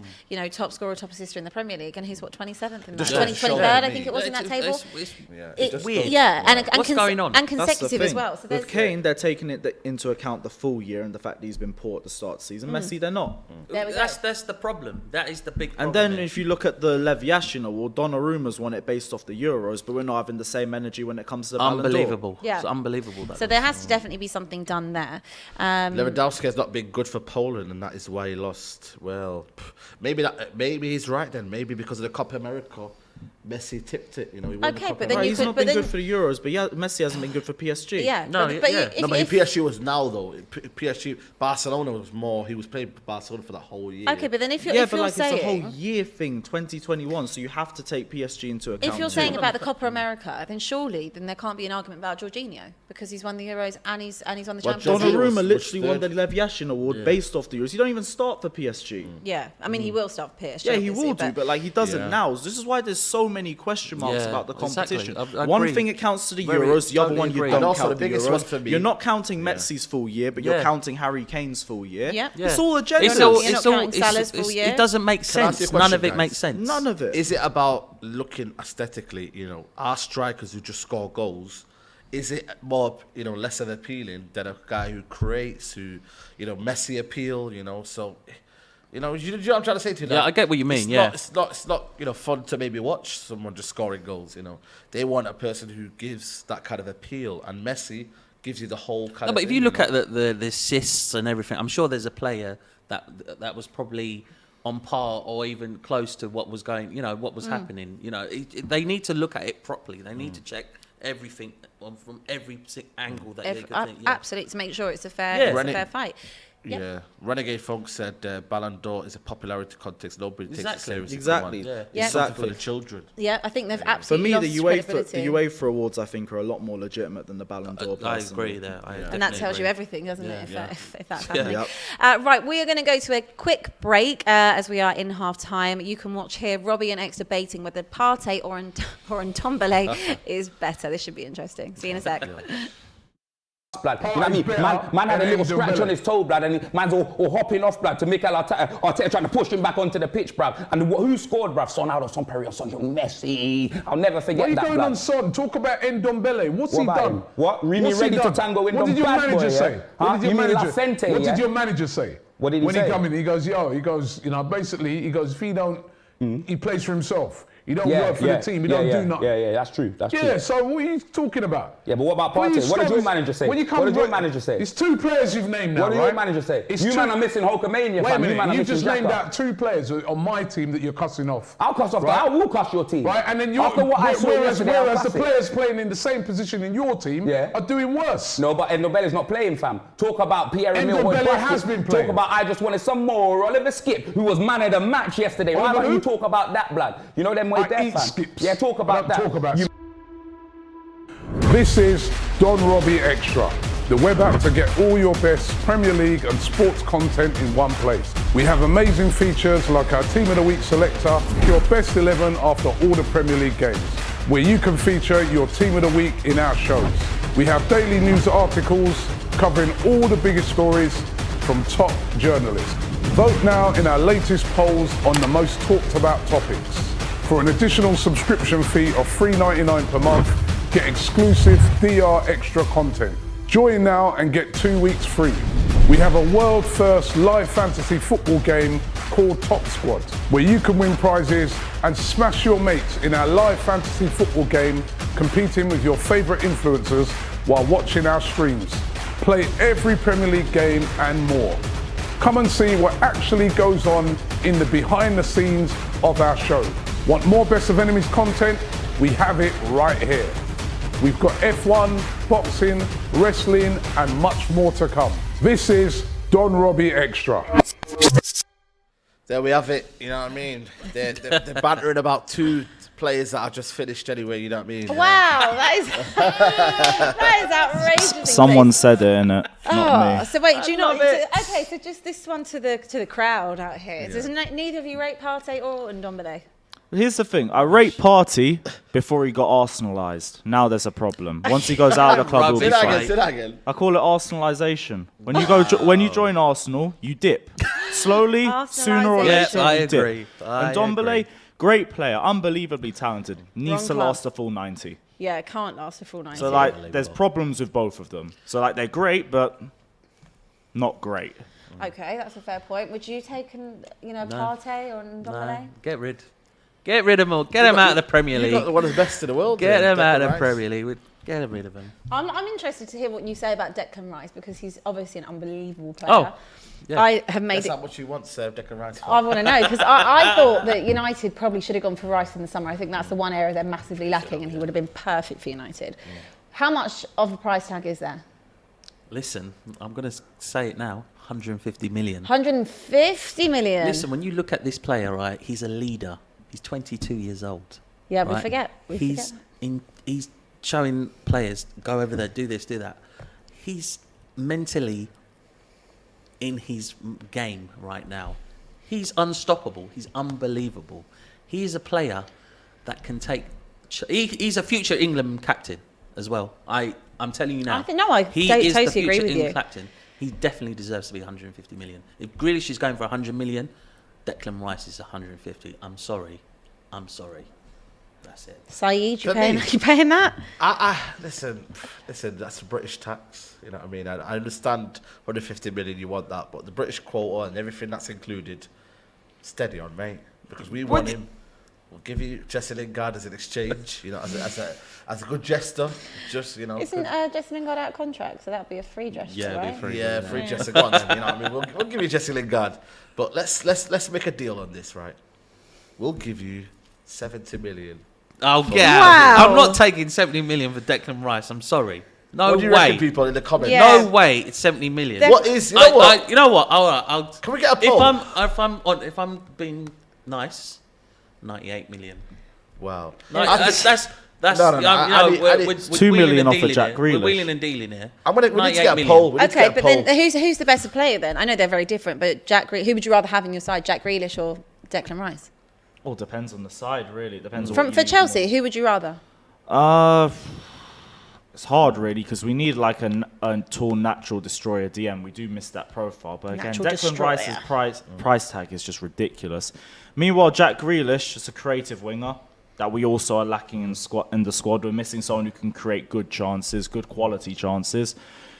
And you know what? I think we're fine in midfield personally, so I'd go for Grealish if I really had to pick. Okay. Osmaki says 150 million in your dreams. Oh please! I'm Declan telling you Rice, now, not he deserves 150 million. Declan Rice isn't worth 60 million. Wow! You know what? When we win the Premier League, outrageous. right, and he's lifting that cup up, right? Yeah. Then you'll know. When you win the Premier League, oh my goodness, 70 million for They Rice. are absolutely on one today. They are on one. If Rice is worth that, then Kane is worth 260 million. What? 260 maybe, pound maybe. Love that. Big up the Spurs fans. I'm telling you, that Grealish is 100 million. Right, okay, Saeed, I have a question. Yeah. Would you rather have Grealish or Sancho?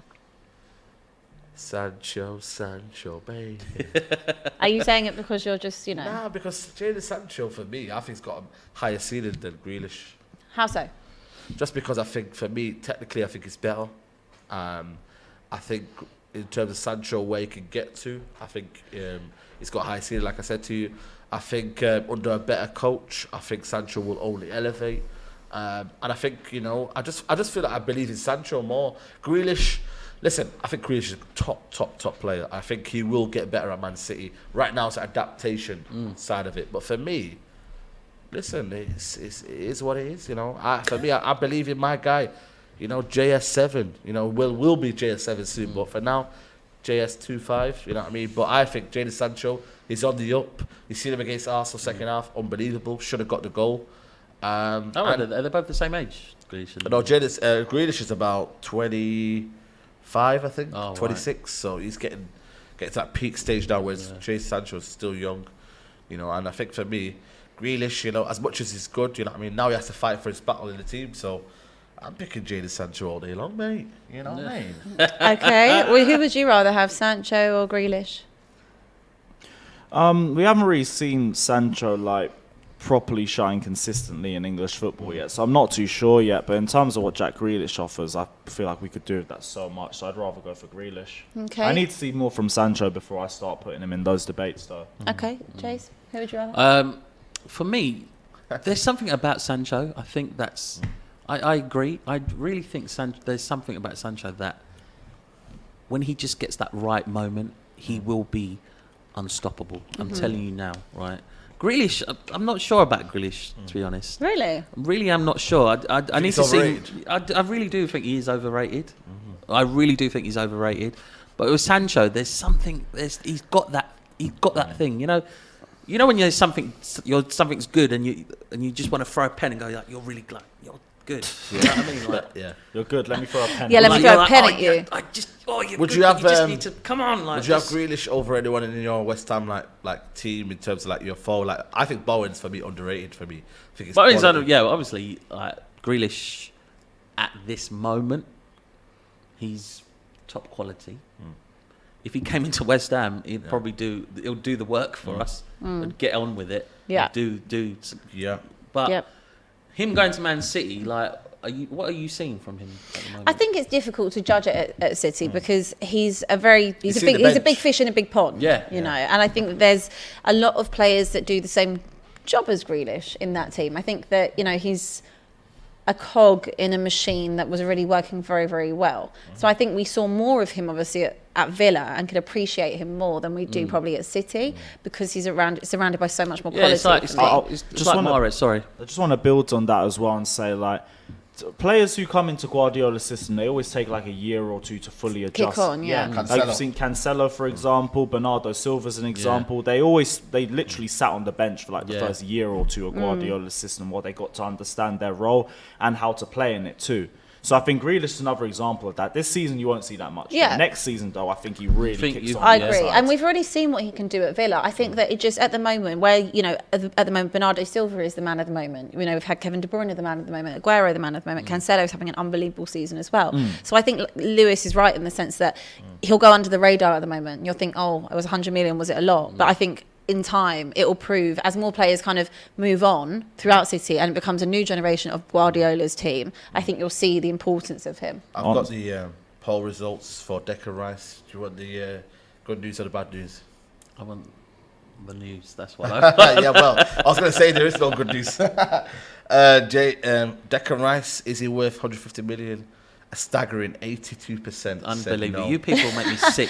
We're still waiting on the we're still waiting on the poll Unbelievable. results. Still waiting everything that he does for you guys, and this is how you treat him. Huh? This is how you treat them. And I can't. We are still waiting on the poll results from De Gea and Mendy. Yeah. So Can can we we? get that, Could we have that through as well, please? And just put Mendy in the mud again. Yes, let's hear that. Doncaster won, Mansfield Town won in the FA Cup, and let's have a look and see. There's literally hardly any goals today, to be honest with you. Yeah. Just to recap on the scores, just as. It's about 10 minutes after kick-off. West Ham beat Chelsea 3-2. I'm sorry, Lewis. Southampton 1-0 up against Brighton. Newcastle 1-0 up against Burnley. Can they get their first win of the season? And Wolves 0, Liverpool 0. It seems like it's really like not a high-scoring game. I tell you what, our today. first show on here a few weeks ago, there was goals everywhere. And it was that bonkers day where like Burnley was 3-3, there was another 3-3 here and there, and it was mental. The Championship had goals galore, everything. And then like this week, there's like literally no goals. Dead. Nothing, absolutely nothing. Oh, Dagenham and Redbridge is winning. There we go. Dagenham and Redbridge won. Grimsby Dig a won. dagger. And also it's FA Cup weekend as well, so there are I guess less games. Okay, so you guys played Arsenal. United played Arsenal the other night. Talk to me about Arsenal, guys, because they were on a really good run. Arsenal fans will have you believe that they're on track to win the league with them beating Newcastle last week. You would think they were literally about to win the title. The comments are going to come for you now, though. They can come for me. It's fine. I would say, and I'm not gonna say that Arsenal haven't been playing well. They have. They've picked up points, against their poorer teams, and that's actually what you kind of need to do. And obviously, they've lost them to the bigger teams, but they have gone on a very good run. I think they only really got spanked properly by Liverpool during that run. So they have kicked on a lot. I think the players that have come in for them since the summer have done a really, really good job. Looks like the Arteta process is processing, I guess. Slowly. They take on Everton, who are on a terrible run, terrible run, and I've also got an awful Christmas up ahead. Arsenal, do you favour them going into this match? Trash v garbage, just saying. I'm not going to Scathing, Lewis, scathing. I'm not going to disagree. For me, listen, banter aside, Arsenal, are they slightly where they're supposed to be? Probably yes. Fifth in the table, you think?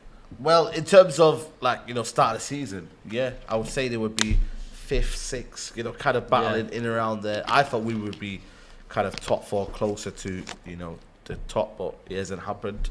It is what it is, all the tax and whatnot. But for me, Arsenal, they're in the top 4 race, and Robbie's I know what he's trying to do. He's trying to put all the pressure on United, and then we failed and be like, look at that, we told you so. So for me, Arsenal are in it, Tottenham are in it, Leicester are in it, and West Ham, they're definitely there. You know what I mean? Even Wolves at one. Well, you could, if they win today, then absolutely. So for me, Arsenal, they've just got to keep doing them. If they lose to Everton, for me, it just shows they haven't got the mental, cojones, or what they call it, the mental strength. Cojones, that's a nice dig from Troy Deeney right there. Well, when he said that they had no shout out to cojones. Troy Deeney. We always like to praise Troy Deeney on this channel because he rattled a certain tie. So big up to Troy Deeney. So for me, Arsenal. I think it's all about their manager again. You know what I mean? If he wants to get that 8 Sport, sponsor, he'll get it. If he doesn't, then he wants to get top 4. So I don't know what to think of Arsenal at the moment. Like, I don't know where they're going. Like, I think they need to beat big teams. They need to beat the Liverpools. They need to beat the Man Cities and that. Well, they're not doing it. But where they are at the moment, considering the beginning of the season, they were saying Arteta out, this, that. It was all doom and gloom. I think it here. Arteta out. Gingerly said Arteta out. Oh, wow. I think they can't make up their mind. But we can't take away from them. They've gone on a really good run. Blackburn won Preston 0, by the way, in that Cardiff had a man sent off. Red card for Sean Morrison. Dagenham scored again as well. Yeah, they've picked up points where it needs to be happening. I totally agree with you. In order for them to stake their claim that they're back and on the right track, they do have to start beating the big sides, the Liverpools, or at least something in that as well. But moving on to Everton, because they've been on an absolutely terrible run. They haven't. I actually can't remember how many games it's been now. I think it's is it 8 games, 9 games without a win for Everton? I think it's 8 games without a win. The last, I think, good point was against us. Yeah, most likely it probably was. It was. No, they had a point. September, They've had a point the against last us, time didn't they they? won? We went up to Goodison, Conte's first Premier League game, and took a point off us. But I don't think they've actually won now in 8 or 9. So I think their next fixtures, they've got Arsenal, they've also got Leicester, Chelsea, and someone else over the Christmas period. So they've got a tough Christmas too. Rafa Benitez, it's not looking good for him. No. Do you reckon he'll be there by the end of Christmas period? I think to be honest, he's the favourite to go next. To be honest, he would definitely. I think it's going to happen. If they lose against, is it Arsenal next year? They've got Arsenal on Monday night. If they lose Arsenal, he's gone. Yeah, he's gone, definitely gone. Definitely gone. Did you see his owner though? He spoke on Talk Sport, didn't he? And Mashiri. He said he's staying. But that's almost. But that's what when they say that, they usually go. They're usually going. So it's shocking. It's crazy. I don't understand it. Why it's happening? Half the blame's got to go to Benitez, I believe. He's getting the tactics wrong on certain things. It's shocking. It's unbelievable. They shouldn't be there. Everton the amount of money they've spent as well. Yeah. It's crazy. It's crazy. Okay, well, let's say hypothetically he does go over the Christmas period and things don't pick up. Who would come in for Everton? To be honest, I think the favourite, you've got Potter, don't you? Really? Yeah. I'm trying to think of anyone else. Just be Duncan Ferguson again, wouldn't it? Nuno. Oh, yeah, I think they suffered enough. But you got to realise though, ambition at Tottenham, when you look at it, it's to play the Tottenham way and vice versa. At Everton though, Nuno would fit into that kind of. Yeah, I agree. Okay. When he did at Wolves, so kind of like got them from like up and then got them fight. He had that 1-2 brilliant season, didn't he? Yeah. We obviously did a watch along the other night for Everton versus Liverpool in the Merseyside derby. Mike was here from the Blue Boys TV. We had a whole big debate about it, and here's what he said about who he wants to come in next.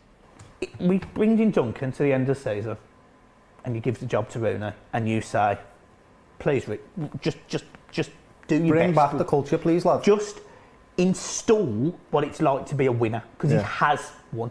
Yeah, he has. He's got a big enough name in world football to attract the bigger known players, i.e., like Gerrard will probably do at Villa. So Rooney could do that, which is great. And he loves the club. He won't take any shit. I agree. Rooney would be the perfect. Wow. I know. Wow. I'm going to put it into context, though, for you guys, because we were having this discussion about who coming next. And Duncan Ferguson obviously came up, as Lewis mentioned just before we showed the clip. And obviously Duncan Ferguson knows about Everton. He's been there for so many years. He's been interim coach at times, and he knows the club inside and out. And we kind of were saying, would you like someone like a Duncan Ferguson? And he was kind of like, yeah, but at the same time, we'd like him to kind of go out, get the experience at another club and then come back. So then we were looking at other players, who've been iconic for clubs, I guess, Frank Lampard, Steven Gerrard, Ollie, things like that. Oh, yes. And it kind of got into the top about Wayne Rooney, because obviously he's Evertonian, he loves Everton, he's blue. And we said, would you, he's been at Derby for quite some time now, and obviously, Derby had their own restrictions. They had like a 20-point deduction, didn't they? And he still stayed with them for that and steering them right. They're back up to 1 point now. So they're back up to a good level, and he's obviously got some, managerial credentials in him. So Mike said that he would be interested in having someone like Wayne Rooney. I don't think it's the right time now for Rooney. Yeah, 100%. He needs more experience. Yeah. I think the Champions is a good place to start, like he is, what he's doing, but not now, not yet. But he's been manager longer than Gerrard, longer than Vieira, longer than Lampard. Why not Wayne Rooney? To be honest, with Wayne Rooney, Yeah, Wayne Rooney? Wayne Rooney was started before all of them. Oh. it was a coach. Wayne Though. He Rooney's was a coach, a wasn't coach, but he was player coach. Oh, I He see, was I he see was what player you he was mean. player manager, and he's Okay. been at Derby for 2 years now. Yeah. 2 years 2 years now. Yeah. consistently. With Wayne Rooney though, he needs to be honest, him being at Derby, he needs another chance at another club, I think, in the Championship that's not getting all these deductions, all of these problems that are going on with him, to show that what he can actually do. You're not seeing that at the moment because everyone's just focusing on what's happening at Derby, and we're not really seeing much of Wayne Rooney and the football he's playing because no one cares. They're just worried about that, basically. Yeah.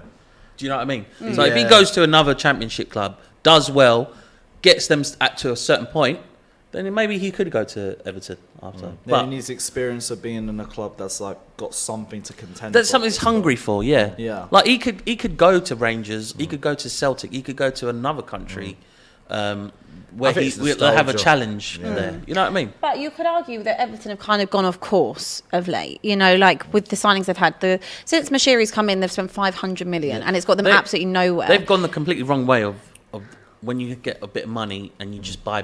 Yeah, they have. And Yeah. also they spent a lot of money on players. You know, Yeah. Carlo Ancelotti came, bought James Rodriguez with him. As soon as, Ancelotti was like, no, I'm going back to Madrid, James Rodriguez was like, see ya, and now they've bought in, another arguably fantastic manager in Rafa Benitez, and very, experienced manager with a very big pay packet. So, but these are people that don't understand Everton Football Club. They don't understand, the inner workings of that club. And maybe it does take someone like a Wayne Rooney who does, love the club, wears the badge, with pride, and knows what has to go in to make Everton, firstly start believing again and playing well again, and the ethos of Everton, a bit like Spurs in the sense that you need someone that's going to understand the core needs and the wants of the club. Yeah. So maybe it's not a completely crazy idea to But have someone that like loves the club in But charge. Man United kind of did that as well, didn't But they? but I'll always say, With Ollie, Ollie, but didn't they? Ollie to a didn't do point. such a bad Yeah. job. He overstayed his welcome for me, Ole Gunnar Solskjaer, by 6 months. He should have left after the Europa League final. But Ole Gunnar Solskjaer did a lot of good for Manchester United, and people forget that, Saeed. Think about when he came into the club, how he stabilised your club. I'm Ollie at the leaving forward, so you can say what you want. But I'm anyway. saying people forget because they're very quick to forget things that have gone on over certain years. Ollie has been very good for United from where they were under Jose Mourinho to where they are, and the job was too big essentially at the end. But why are and they overstayed it. not saying that about Duncan Ferguson then? Why can't he stay on? Because the yeah. standards He's are just had a little he's had bit the job, different. wasn't he? I think he's No. had the interim job, but Interim. at the same time, he hasn't had enough managerial experience. Yeah. Whereas Wayne Rooney has managed a Championship side now for two and a bit years. So I think that's where the argument is that they wouldn't take Duncan Ferguson off the bat. I wouldn't. I think it's nostalgia getting into Everton's head, and maybe sorry, Mike, but I think you need more. You need a direction. I don't think Wayne Rooney can give you that one. Someone just said I've got an ad of Jose bias. I haven't got a Jose bias. Yeah, Where's my Jose bias at? Where's my Jose bias at? Jota has missed an open goal. Oh my God. Something you don't see every day or hear every day, especially against his Oh, old the downfall side. of Jota now. We just talked Jota, about we how just highly picked of him up. Yeah, overrated. Just picked him personally. up. Oh, come on, Lewis. You perked up a bit, haven't you? Still 0-0 in that game, Wolves They're versus saying Liverpool. Jota Werner. Diego Werner. They're saying. I've run out of patience with Werner in it, so let it run. I don't even care. I'm pretty sure he's missed that because I put him in my fantasy. See how Like says every week. That's what Lewis, happens, you see. can you say well done West Ham to the camera? That's what they say, don't they? Nah. Is- Nah. Go on. maybe at full time. Maybe at full time. Full-time? If Wolves can get a result, maybe. Okay, there's a lot hinging on Wolves. Everton have lost 6 of their last 7 Premier League matches. They are winless in 8 in their last 8. The Toffees haven't gone 9 without wins since a 12-game run between August and October 1994. So this is really, really pivotal, especially with what's going on with them. Let's talk about Aubameyang for a second. Aubameyang. There's been a lot of discussion about Aubameyang. Finished, I think, now. Is he finished? Now, of course, you know, Arsenal fans are going to get very upset about this thing. Here is a clip of Cecil speaking to a fan who's spoken about Aubameyang. Our captain Aubameyang's come under a lot of scrutiny recently. Do you think it's time for him to be dropped? Yeah, I do. Especially after that miss against Manchester United. He was through. Even though it was offside, you've just got to be putting it in the back of the net.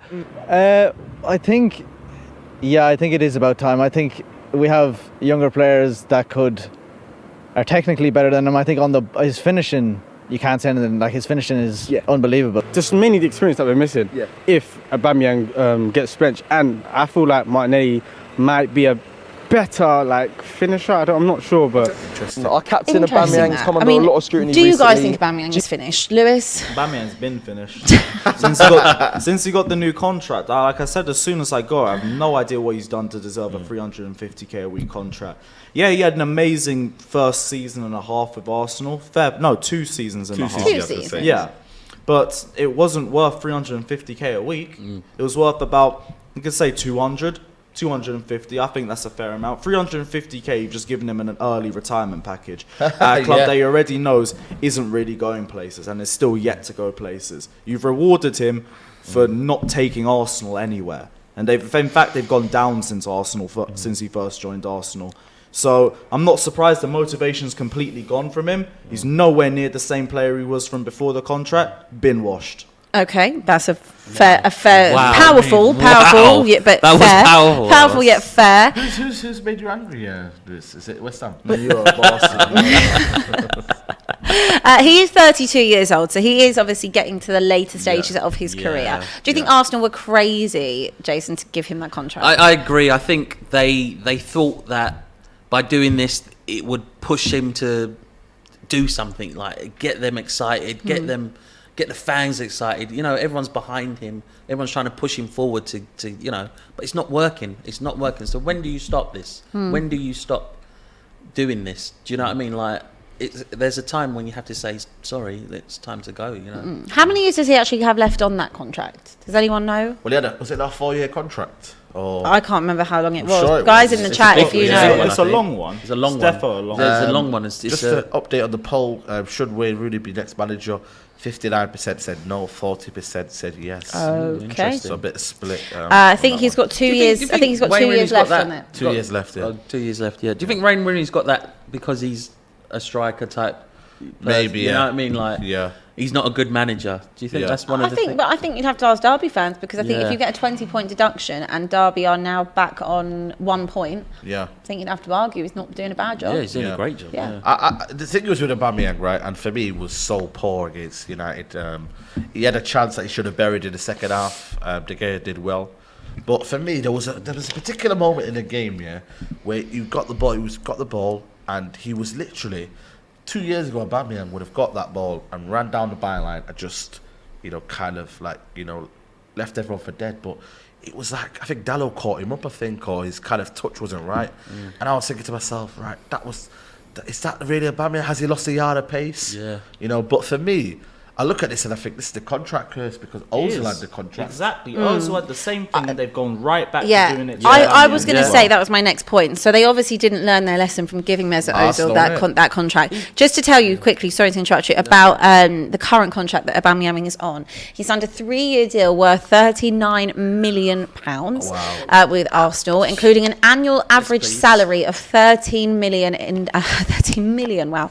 In 2021, Aubameyang will earn a base salary of 13 million while carrying a cap hit of 13 million. Wow. So you just have to look at the numbers and see why he obviously wanted to stay at Arsenal. Motivation is gone. They treat him like a king there off the back of 2 FA Cup final goals, and he hasn't done anything since. Like look at the player you've seen since then. He's gone through goal droughts, owned goals. He turned up late to a North London derby as captain for goodness sake. He ain't the same player. There's no respect. He has no respect for the club. He's just caring about the money by the looks of it. He's mentally not there. He's mentally not there. I'm going to defend Aubameyang. Yeah, true. The Arsenal retirement fund. I'm sure he cares about the club. You know what I mean? I'm sure because for me, when I look at him, he does give it all. You know what I mean? He's always there. You know, when the right moments. You know, North London derby, FA Cup.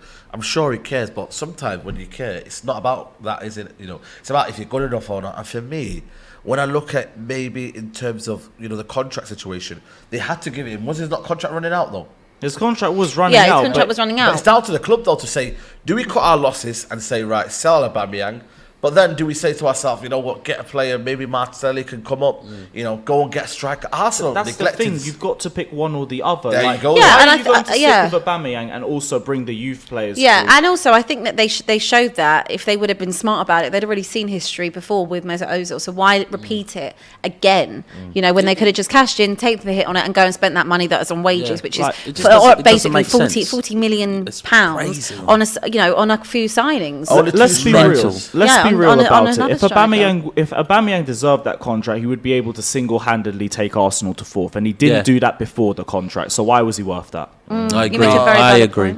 Yeah, I get what you mean, but then again, one player, you know what I mean, you can't really judge one player to get you to a then position. That's why he's not worth that price. But again, that's what I'm saying. It comes down to ownership of, you know, almost negotiating your 30. Was it 31 at that time when you got the contract? Or 31. 31, 30, you know around what I mean? that Like, what, you know what I mean? That kind of time, you're thinking, is it worth it? But Arsenal is desperate measures for desperate time. They need to keep Aubameyang. Desperate times, desperate decisions. You know? That's why I wonder if they would still offer that in hindsight. I probably not. Just to recap on scores, there's still no more goals in the Premier League. West Ham finished 3-2 against Chelsea. Southampton 1-0. They lead 1-0 against Brighton. Newcastle are 1-0 up against Burnley. They're on track for their first win of the season. And Wolves is still 0. Liverpool 0. Jota with a big chance to level, but couldn't quite do it. I'm going to get some comments because it's kicking off in the comments. Okay. What do you say? Arsenal fans were screaming inside the thing now. They're upset. I don't want to hear it from Arsenal fans. I mean that is true. You know what I mean? I remember they were doing the video on the roof and they were having a live video. And listen, I understand that football hindsight and everything is different. Someone Belchick says Arteta tax. Well, he scored the goal to win the FA Cup under Arteta. Abba needs another player to challenge him for his position, says that. I agree with that. I agree. I think he needs that that push. I think he's safe now. So that's also really on Arteta, to be honest. The performances that he has, he shouldn't be in the first team, but they still put him in there. Yep, I totally agree. Did you read the super chat from Sir Daddy? Sir Daddy said Arsenal never learned they did the same thing with Ozil, and that was a disaster. Most person in the chat is saying I'm a hypocrite. Is Harry Kane working out for Tottenham? Actually, it has worked out pretty well up until the last 4 months. So I'd say. Did you expect that one to come? Yeah, not really. I think it makes no sense, but they hardly ever do. Anyway, back to Arsenal. Abbi's on fire today. Just make it make sense. Abbi's on fire. Make it make sense. I think because you're backing the player, fair play. Yeah, but make it make sense, you know? Yeah. Make it make sense. Yeah. Anyway, back to Arsenal. Martinelli has been, I think, very good for Arsenal since he kind of broke through. Obviously, had a few injuries, hasn't he, that's kind of held him back a bit. Yeah. Should he be starting for Arsenal now? I thought he played well. Honestly, I think it was their best Yeah, player. he really for did me play well against for them. Arsenal. Say United for me, he caused us problems. There was a moment where he got on the left-hand side. There was 2 players coming at him, and then he flicked it in between them. And I thought, wow, this player. I've always There's thought something there, isn't there? Yeah, I've always thought Martinelli was a quality player, but injuries have absolutely ruined him, and I feel for him because. You know, when you're a young player, you just want to play, don't you? And it's like you need that momentum, and he hasn't had that. And I don't think he's a striker, to be honest with you. So I don't think he would take Aubameyang's position. But on the wing, for me, he certainly should be playing on the left. He's doing the job. Right. He's doing the job. Yeah. So if you're doing the job, you've got to have a place there. You know. Yeah, and I think he looks really, really promising. Have you seen much of Martinelli? Yeah, Martinelli, just repeating what Saeed said, looked amazing against Manchester United. He had that really good finish as well against Newcastle too, but he struggled to find opportunities recently. Again, I feel like it's got partly to do with the fact that they're keeping Aubameyang in the side, and I don't really have any reason why. I also think it's like maybe Arteta doesn't really know where the best position to play him in. I've seen them try experiment with him up front, experiment with him on the wings. Feel like he's a bit better on the wings, but they're in a position now, especially with the amount of fixtures that are coming up, that he can get an extended run in the side. And if he does, I think it could only be positive for Arsenal. And he'll perform better than Aubameyang does for a start. Yeah, I mean, ideally, wouldn't you want him up top if you had kind of Saka and Emile Smith-Rowe alongside? They've got I think he great prefers talent, to play don't on they? the wing, though. That's what I've heard. So how do you fit everyone in? That's something for Arteta to figure out, It's innit? Arteta's job, innit? Not us. Arteta is the one that's doing this on the touchline. I love how he does that, and I'm thinking, listen, mate, you're not doing anything, mate. I was thinking, what did Pep say that one time 3 years Yeah. ago? That one time 3 years ago. Let me look at my notes. Nottingham Forest are 1-0 up against Peterborough. Accrington Stanley. Do you want to read that super chat? I'll read it. Yeah, go for it. Accrington Stanley are 3-0 up against Fleetwood. Yeah, that's pretty much everything in that so far. Unknown said, Wash Uber achieved more than Harry Kane. Yeah, fair point. No, it is Harry Kane. More than Harold. Yeah, that's fine. That's a fair point. He's won FA Cups. No, true. Harry Kane hasn't. Yeah. Again, Fair point. Yeah, that's fair point. Really. There we Nothing go. versus an FA Cup. There we go. But that made sense.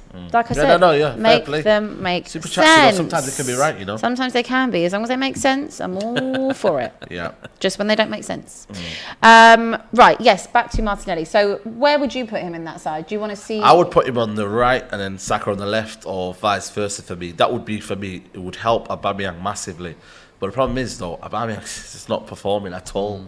So, but then again, Arteta's got this weird kind of rigid formation.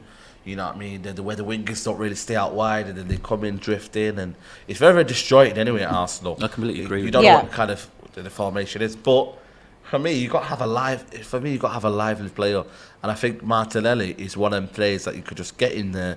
You know, he'll do your job. He runs for the cause. His lost channels, he runs in them, and he's technically, for me, he's very, very good. He's a young, hungry player. That's the thing. When you get a chance, you've got to take it out. So he's going to do everything he can.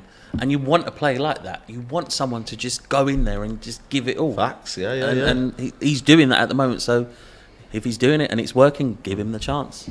Okay, and I've got the team sheets for you for Watford, who take on Manchester City at 5:30. Watford have gone with, I think, just one change from the other night in that game where they dominated Chelsea. They've gone with Bachmann in goal, Rose, Ekong, Cathcart, Femenia, Loser, Sissoko, Cleverley, Yao Pedro, Dennis and King. And Manchester City, they have made 5 changes to the team who beat Aston Villa. They've gone Edison, Walker, Diaz, Laporte, Cancelo, Gundogan, Rodri, Silva, Foden, Grealish and Sterling. Let's have a look. Kyle Walker, Gundogan, Jack Grealish and Phil Foden are all back from injury. Laporte is back from suspension. Yep. Obviously Zinchenko comes out, Ake, Fernandinho, Mahrez and Gabriel make way. Makes sense. And Danny Rose is replacing Adam Messina for Watford on that one. We're going to do predictions for that one, obviously not on the board because we won't be here. What do you make of this game, Jason? Can I just say how good Claudio Ranieri has done a good job at Watford. Well, I think he's steadied it, definitely. Outstanding. I think what he's done is just unbelievable, Yeah. really. They're just climbing, they are now. Yeah, they look really good against you guys, didn't they? Really good. Really, really good. Like, Ranieri he doesn't get the credit that he should deserve sometimes, you know. Like, what he's doing at Watford is unbelievable. It's unbelievable. I think in the short space of time he's been in it, I definitely. Oh yeah, definitely stay I think up. there's Definitely probably will worse stay up. teams. Whereas it's crazy. Like I support Watford to be tipped them to go down. I think I I think might we all have. I definitely. I did actually as well. don't think. Do you know what? I think I had Norwich. I think I had Norwich, Southampton, Burnley. Yeah. Thought I was going to be. I thought it might be it for Burnley this year. Yeah. So I had Newcastle. I had Norwich, and I had. yeah, Norwich was sorry, Norwich And fans, I had, but who else they did were I just outright because they always do this kind Yeah, of I yo-yo. think I had up and Southampton down. as I don't think well. any Norwich fan blames you for that, to be fair. Yeah, to be fair. So I had Norwich. I had that team you said as well. I put Newcastle down, and actually, I stick by it. I think they'll go down me. Wolves might actually hold on here. But Man City, I think they'll get the job done. I think they'll win the league now because it's about momentum. And Chelsea, for me, can't. I don't think they can do. They've not done it for 4 years now to be in like a title race. So, Man City, Liverpool have kind of just done it, and they know it. So for me, I just think it's one of them for me. But yeah, I'm just the title race. Lewis, are you in it? Do you reckon you're in it? Are you okay? Just in there. Just in there for now. Yeah. But we have to wait. I need Tuchel to perform another masterclass first. You haven't mentioned Ben Chilwell for about half an hour. Are you okay? I was this close to saying the Ben Chilwell. So he's like, Are you take a okay? shot. Like it's one of them things where you have to kind of think like fans always have to pick up on one thing. Yeah. And I think it's Ben Chilwell. Yeah. I think it's going to be a agree. tighter game than you think it is. I think Watford might actually get a draw at least or something. You think so? I think they could do something. I think they have. willing. They've been good at home. I really think it's going to be tighter than what everyone thinks. We saw them be very good at home the other day. However, stats don't lie sometimes. Watford have never beaten Manchester City in the Premier League. They've drawn twice. Okay? Until today. And they've lost 10. They've lost their last 10, by their aggregate score of 37-4. Wow. Yeah, I Yeah, can't. so, City absolutely batter Watford every time they play. Their last it's a crazy day today of football. Yeah. It is. Well, it's not looking that crazy at the moment, to be fair. Yeah. But Newcastle's winning, so Newcastle's that is Actually, crazy. you're right. Jota's missed and Newcastle winning. There we go. That There tells you you go. everything. Accrington are 4-0 up against 4-1 up against who are they? Against Exactly. Fleetwood. Everything else is still literally the exact same. Watford have of course beaten Manchester United this season. Yay! Yeah, don't mention it. Watford are looking to defeat both Manchester United and City in a single season for the first time since 1986-87 in the top flight. Wow. Manchester City haven't lost any of their last 10 matches in all competitions in the month of December. Lovely stat for you all here. Across those 10 games, they've scored 17 goals and only conceded 3. And Raheem Sterling has been involved directly in 12 goals in just 8 appearances against Watford. So there we go. But Emmanuel Dennis has been really, really good for Watford. Revelation. Revelation. Unbelievable. If he stays at Watford next season, it'll be a miracle. Because I remember I went to Bruges away. I think it was Europa League, and he absolutely destroyed us in that first half, especially the first half. He was just so quick, you know what I mean? He was just everywhere. And for me, I've always thought he was always destined for the top since then. So for me, I think he's only like 24 as well, young. He's a player who I reckon Premier League teams will look at top 6, top 4 teams.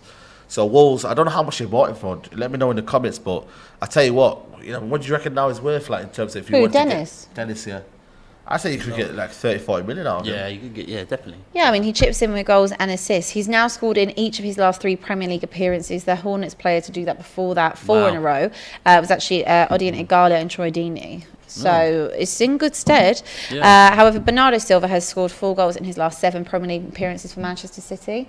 So that should be an interesting show to see who kind of outshines each other on today. Yeah, the poll has said that astounding Manchester City win 76%, Watford 16% for them, and 7% for a draw. Anything can happen in the Premier League. Anything can happen in the Premier League. Yep. I can't believe that this bet I had is on still. The only thing that's letting me, I had a bet on this morning that Newcastle would win 1-0, but I think I had Southampton to draw potentially, but I had obviously Wolves, Liverpool to both teams to score. What are the chances? What are the chances that both these teams are not scoring today? That's crazy, especially Liverpool. Like What is going again, on? it's like your banker. Yeah. That's your banker for the day. But both teams are going to score.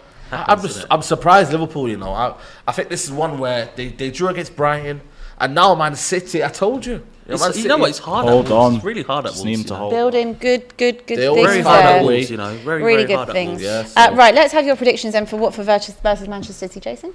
I'm going to go 1-1. Okay. I'm going to go 1-1. I think Right. Watford will do something. 3-0 to Manchester City. It sounds Steamrollerish. I think they'll do the job. They'll do the job convincingly. My heart says 1-0 Watford. My head says 4-0 City.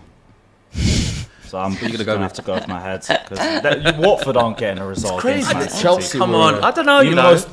No chance. There's something. The way I've seen Watford open up for Manchester City in past games, there's no chance. Yeah, I no totally chance. agree. I think I'm going to go 3-1. I reckon they'll get like a consolation, but I think it'll be 3-1. I think Manchester City have just way too much quality, and also I know that obviously Chelsea did beat them the other night.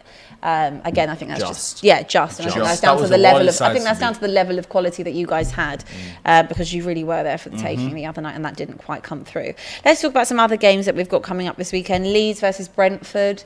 It should be a good game. It should be. Leeds again, really not on a very good run of form at all. Could Bielsa be the next one to go, guys? Nah, I think they'll. Bucket's going to be kicked off of him soon. Mate. I don't think so.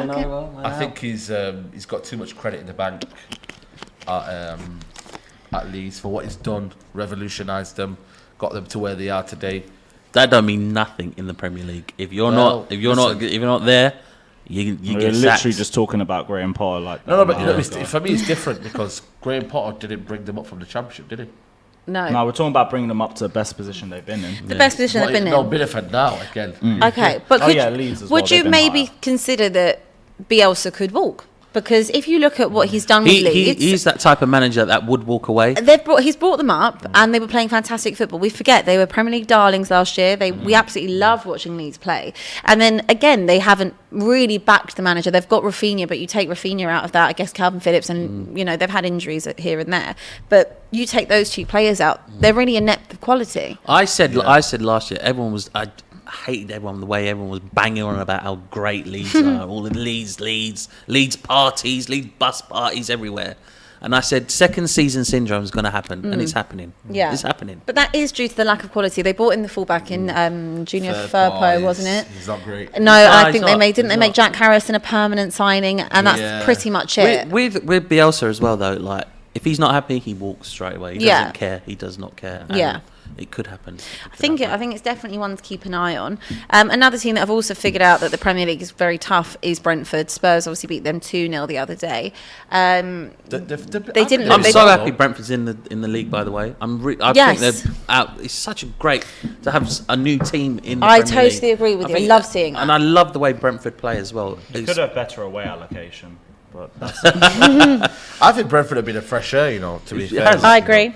Fresh air, for me. When you look at the quality that they brought in, especially the first game against Arsenal, till now, you know what I mean? Like, I thought they would have folded. Goal. Here we go. Has there been a goal? I think it's offside, Has there been a goal? We are waiting to see if that is updated. Nottingham Forest are 2-0 up against Peterborough. That was offside, was it? Wolves and Liverpool. Wolves and Liverpool, but it looks like it's offside because it hasn't quite flashed up yet. We'll get back and have confirmation on that. Yeah. Or a penalty could be. We'll have to wait and see.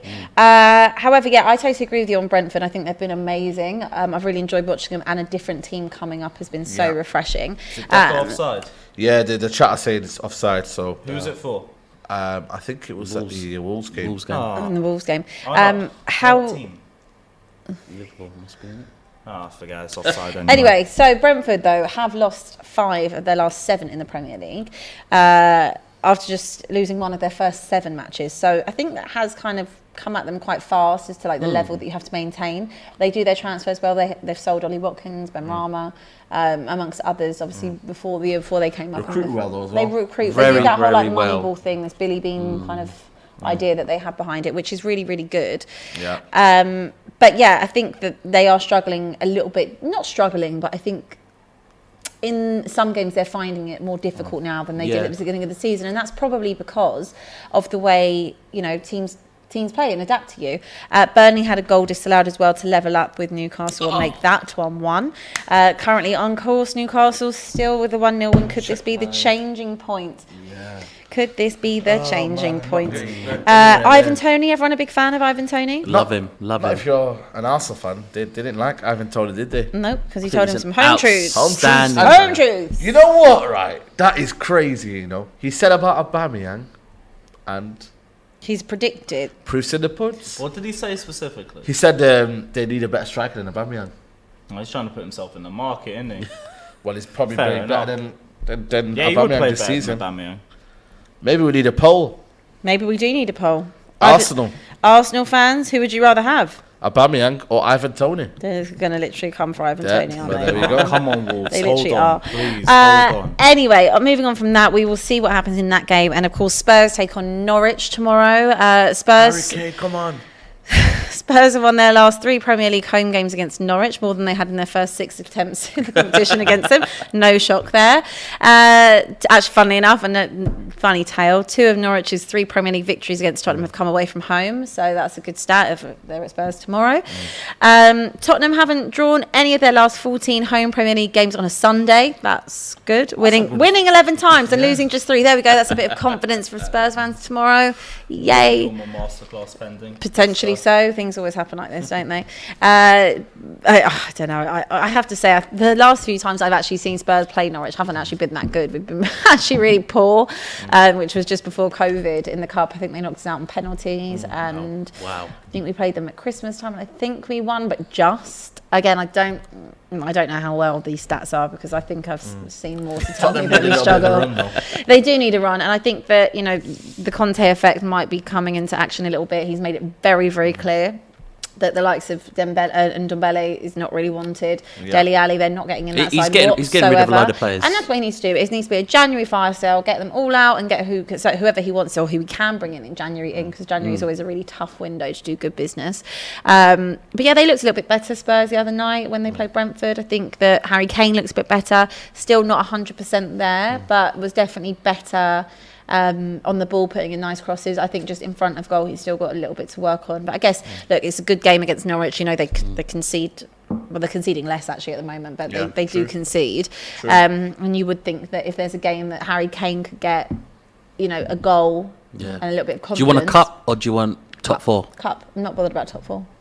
Yeah. I think that I'm not bothered about top 4. I don't think that Spurs are good enough to get top 4. I don't think they've got the squad good enough to be. You'd rather take I think where Spurs are at the moment. Cup or Carabao Cup for me, FA Cup. That's where I'm at. I don't care about us finishing in the top 4. To be honest with you. Conference League Cup.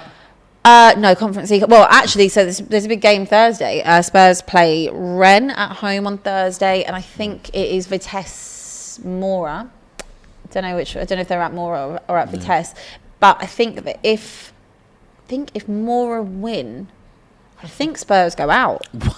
I think you kind of want to get out. I'm more than happy to get out. I think that whole thing is a joke. Really, from a Spurs perspective, I was upset that Arsenal finished above us. Last season because that we finished above Arsenal. Last season because I really felt that Spurs just needed that one game a week. With the squad that we've got and with the transitions we're going through, I didn't want them to have this European competition that I don't think you can properly celebrate about. It's a joke of a cup. It's a Mickey Mouse Cup. It's a silly competition. It's a Mickey Mouse. And I think it's a waste of time. The poll has come up, and it's not good reading for Aubameyang. Ivan Toney 71%, and Aubameyang 28%. Wow, that sounds right. With the L. Going into the 90 minutes now. Yeah. We are nearly finishing. So just let you know that is a massive 2 points drop, though. For massive Liverpool. 2 points drop for Liverpool if it stays that way, and a good mental. 0.1 for Wolves. They're on a really good run at the moment. Three draws in a row. Let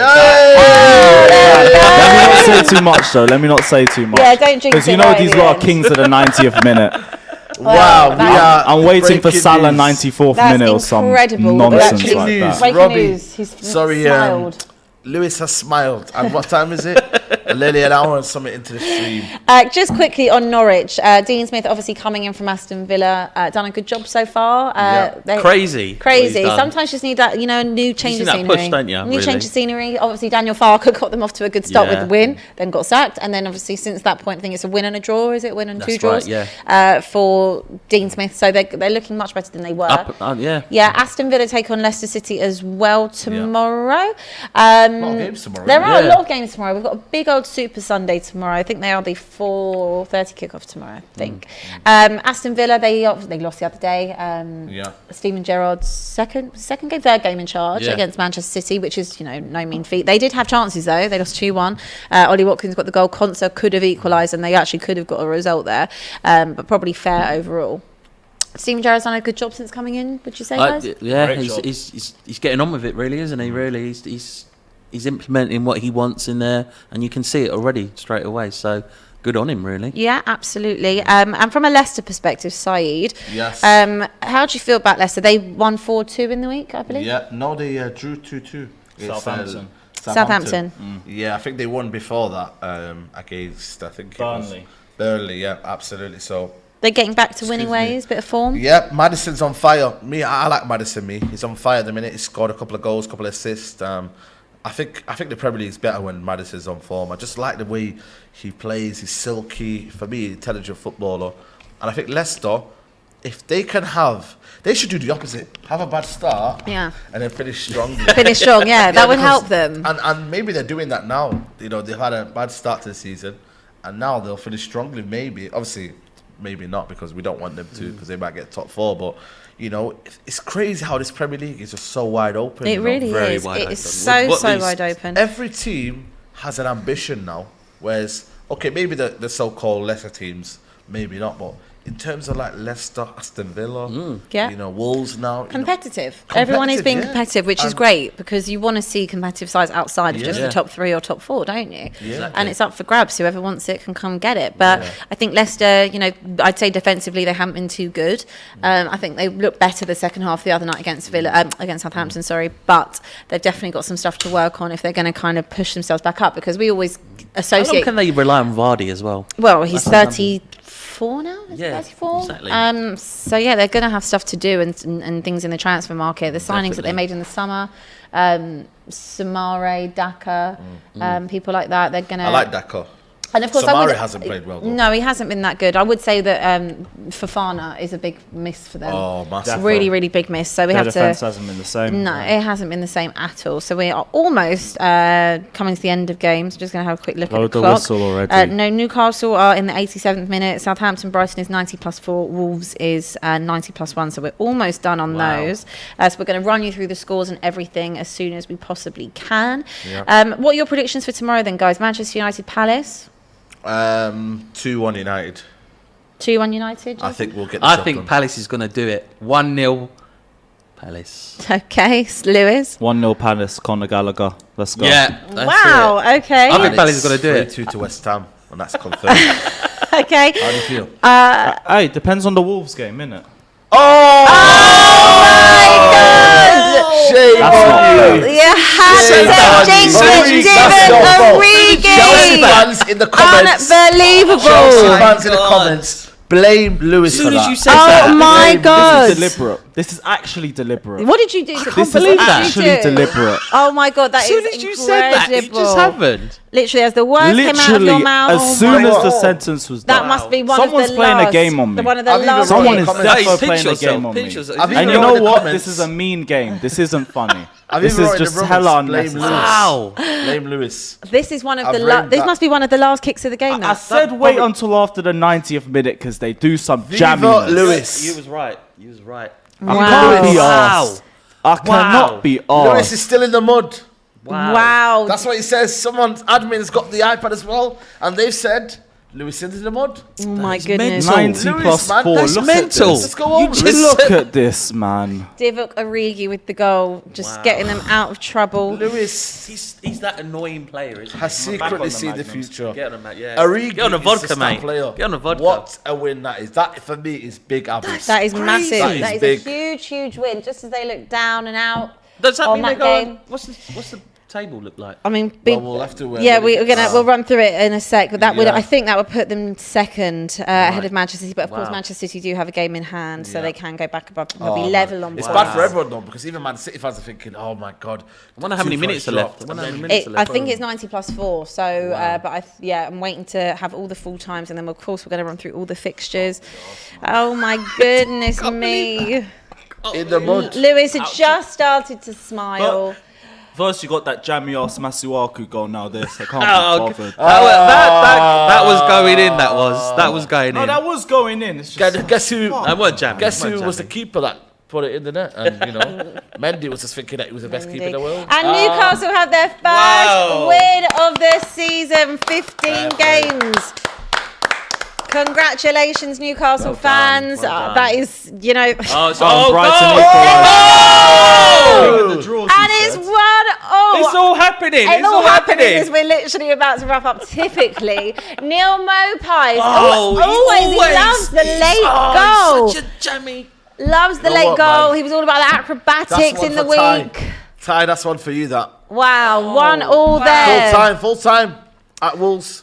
Full time at Wolves. That's now finished 1-0. Officially off the top of the table. Wow, 90 plus 8 Neil Mopai with that goal. Wow. Okay, we're going to run through this as soon as this game. Crazy. That is absolutely incredible. I would love to see what happens to have 90 plus 8. Mopai still achieved 90 plus 8. Liverpool in the Premier League. Liverpool relentless. Brighton, man, I don't know how they do it. Oh my goodness! And so typically, unfortunately, Wolves are the team that have actually let me down this week. So thank you very much, because that would have been a nice present to go home to. Team to let me down this week. Yeah. Right, okay, they are basically all full time. We're just waiting on that Southampton 1. Barcelona are 1-0 down to Real Betis in the 79th minute. I love it. Typically, this is all kicked off just as obviously we're about to wrap up. Let's run through the final scores, shall we? Seems like the Southampton game's still going. Starting with the Premier League, West Ham 3, Chelsea 2, Newcastle with their first win of the season, 1-0 against Burnley. Callum Wilson with the goal. Southampton 1, Brighton 1. Neil Mopai just steaming in 90 plus 8. It's mad, absolutely mad. Crazy. Wolves getting a goal. Losing after all that time. They were doing so well. Feel for them, Origi 90 plus 4. And Watford Manchester City kicks off in about half an hour's time. In the Championship, Coventry 1, West Brom 2, Barnsley 1, Huddersfield 1, Blackburn 1, Preston 0, Blackpool 0, Luton 3, Bristol 1, Derby 0, Cardiff 2, Sheffield United 3, good game there, Middlesbrough 1, Swansea 0, Millwall 3, Birmingham 1, Nottingham Forest 2, Peterborough 0, Reading 1, Hull 1, and the rest is FA Cup. So that is pretty much it for today. But wow, I mean the closing stages, guys, the closing stages. Crazy day of football. Absolutely mental. Unbelievable. I wish they would have done this throughout the game. Southampton. Yeah. There we go. That is now full time there. Wow. Southampton versus Brighton. It looked like it was going to be I don't really like this sport personally. I really don't. All I can see in the comments, Lewis in the mud. I just want to hug you, Lewis. Lewis say in sorry. the mud. It's cool. I'm going to divert to wrestling for the rest of the weekend. NXT War Games is on soon, so I'm going to just watch that. Good thing that as well. I'm looking forward to that as well. Speaking facts, says Chelsea in the mud. Maybe you should just go in the mud. I'm going in bed. Just walk in the mud. I'm going in bed. Lewis in quicksand. Just going to lie down in a dark room for about 10 hours. And just have a nice night's sleep. Yeah. Well, it's nice and cold outside. Well, so just it'll be a night's sleep. I don't know if it'll be nice. You've got a fresh fade though, so it's calm. Yeah, you do. Yeah. Okay. Yes, you look good. Great. And you've had about 7 different drinks, so yeah. Okay, something to look forward Small to. positives, I guess. Yeah. Okay, well, guys, it's been an absolute pleasure. Jason, you've been here all afternoon. You've seen West Ham come storming through. It's been a great day. So thank you very much for having me on. I really appreciate it. Absolute pleasure. And you've seen Lewis go from bad to worse, which has probably made you even happier. Saeed? Brilliant day.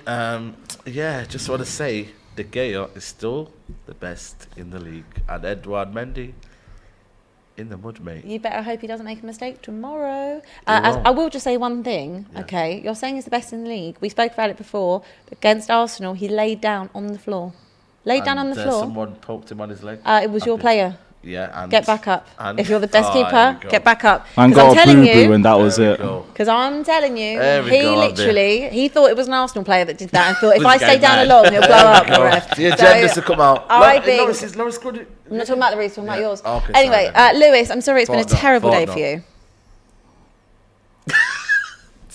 Do you want me? I can't say nothing at this point. It's just like that. You look good though. You look good. You've got the drip going on with the Chelsea thing, Chelsea playing. Yeah, I love that. At least I can look good because I don't feel good right now. Yeah, we move. Exactly. And that is everything. So of course we'll be back here this time next week as well for all the 3 o'clocks next week. Of course there'll be so many watch alongs this week. We've got Champions League coming for you. I'll be here on Tuesday. I think it's AC Milan take on Liverpool. I'm sure there'll be other games as the week goes on. We'll make sure that you guys all know. And we will see you next Saturday if we don't see you before that. Have a great week. Take care, guys. Peace.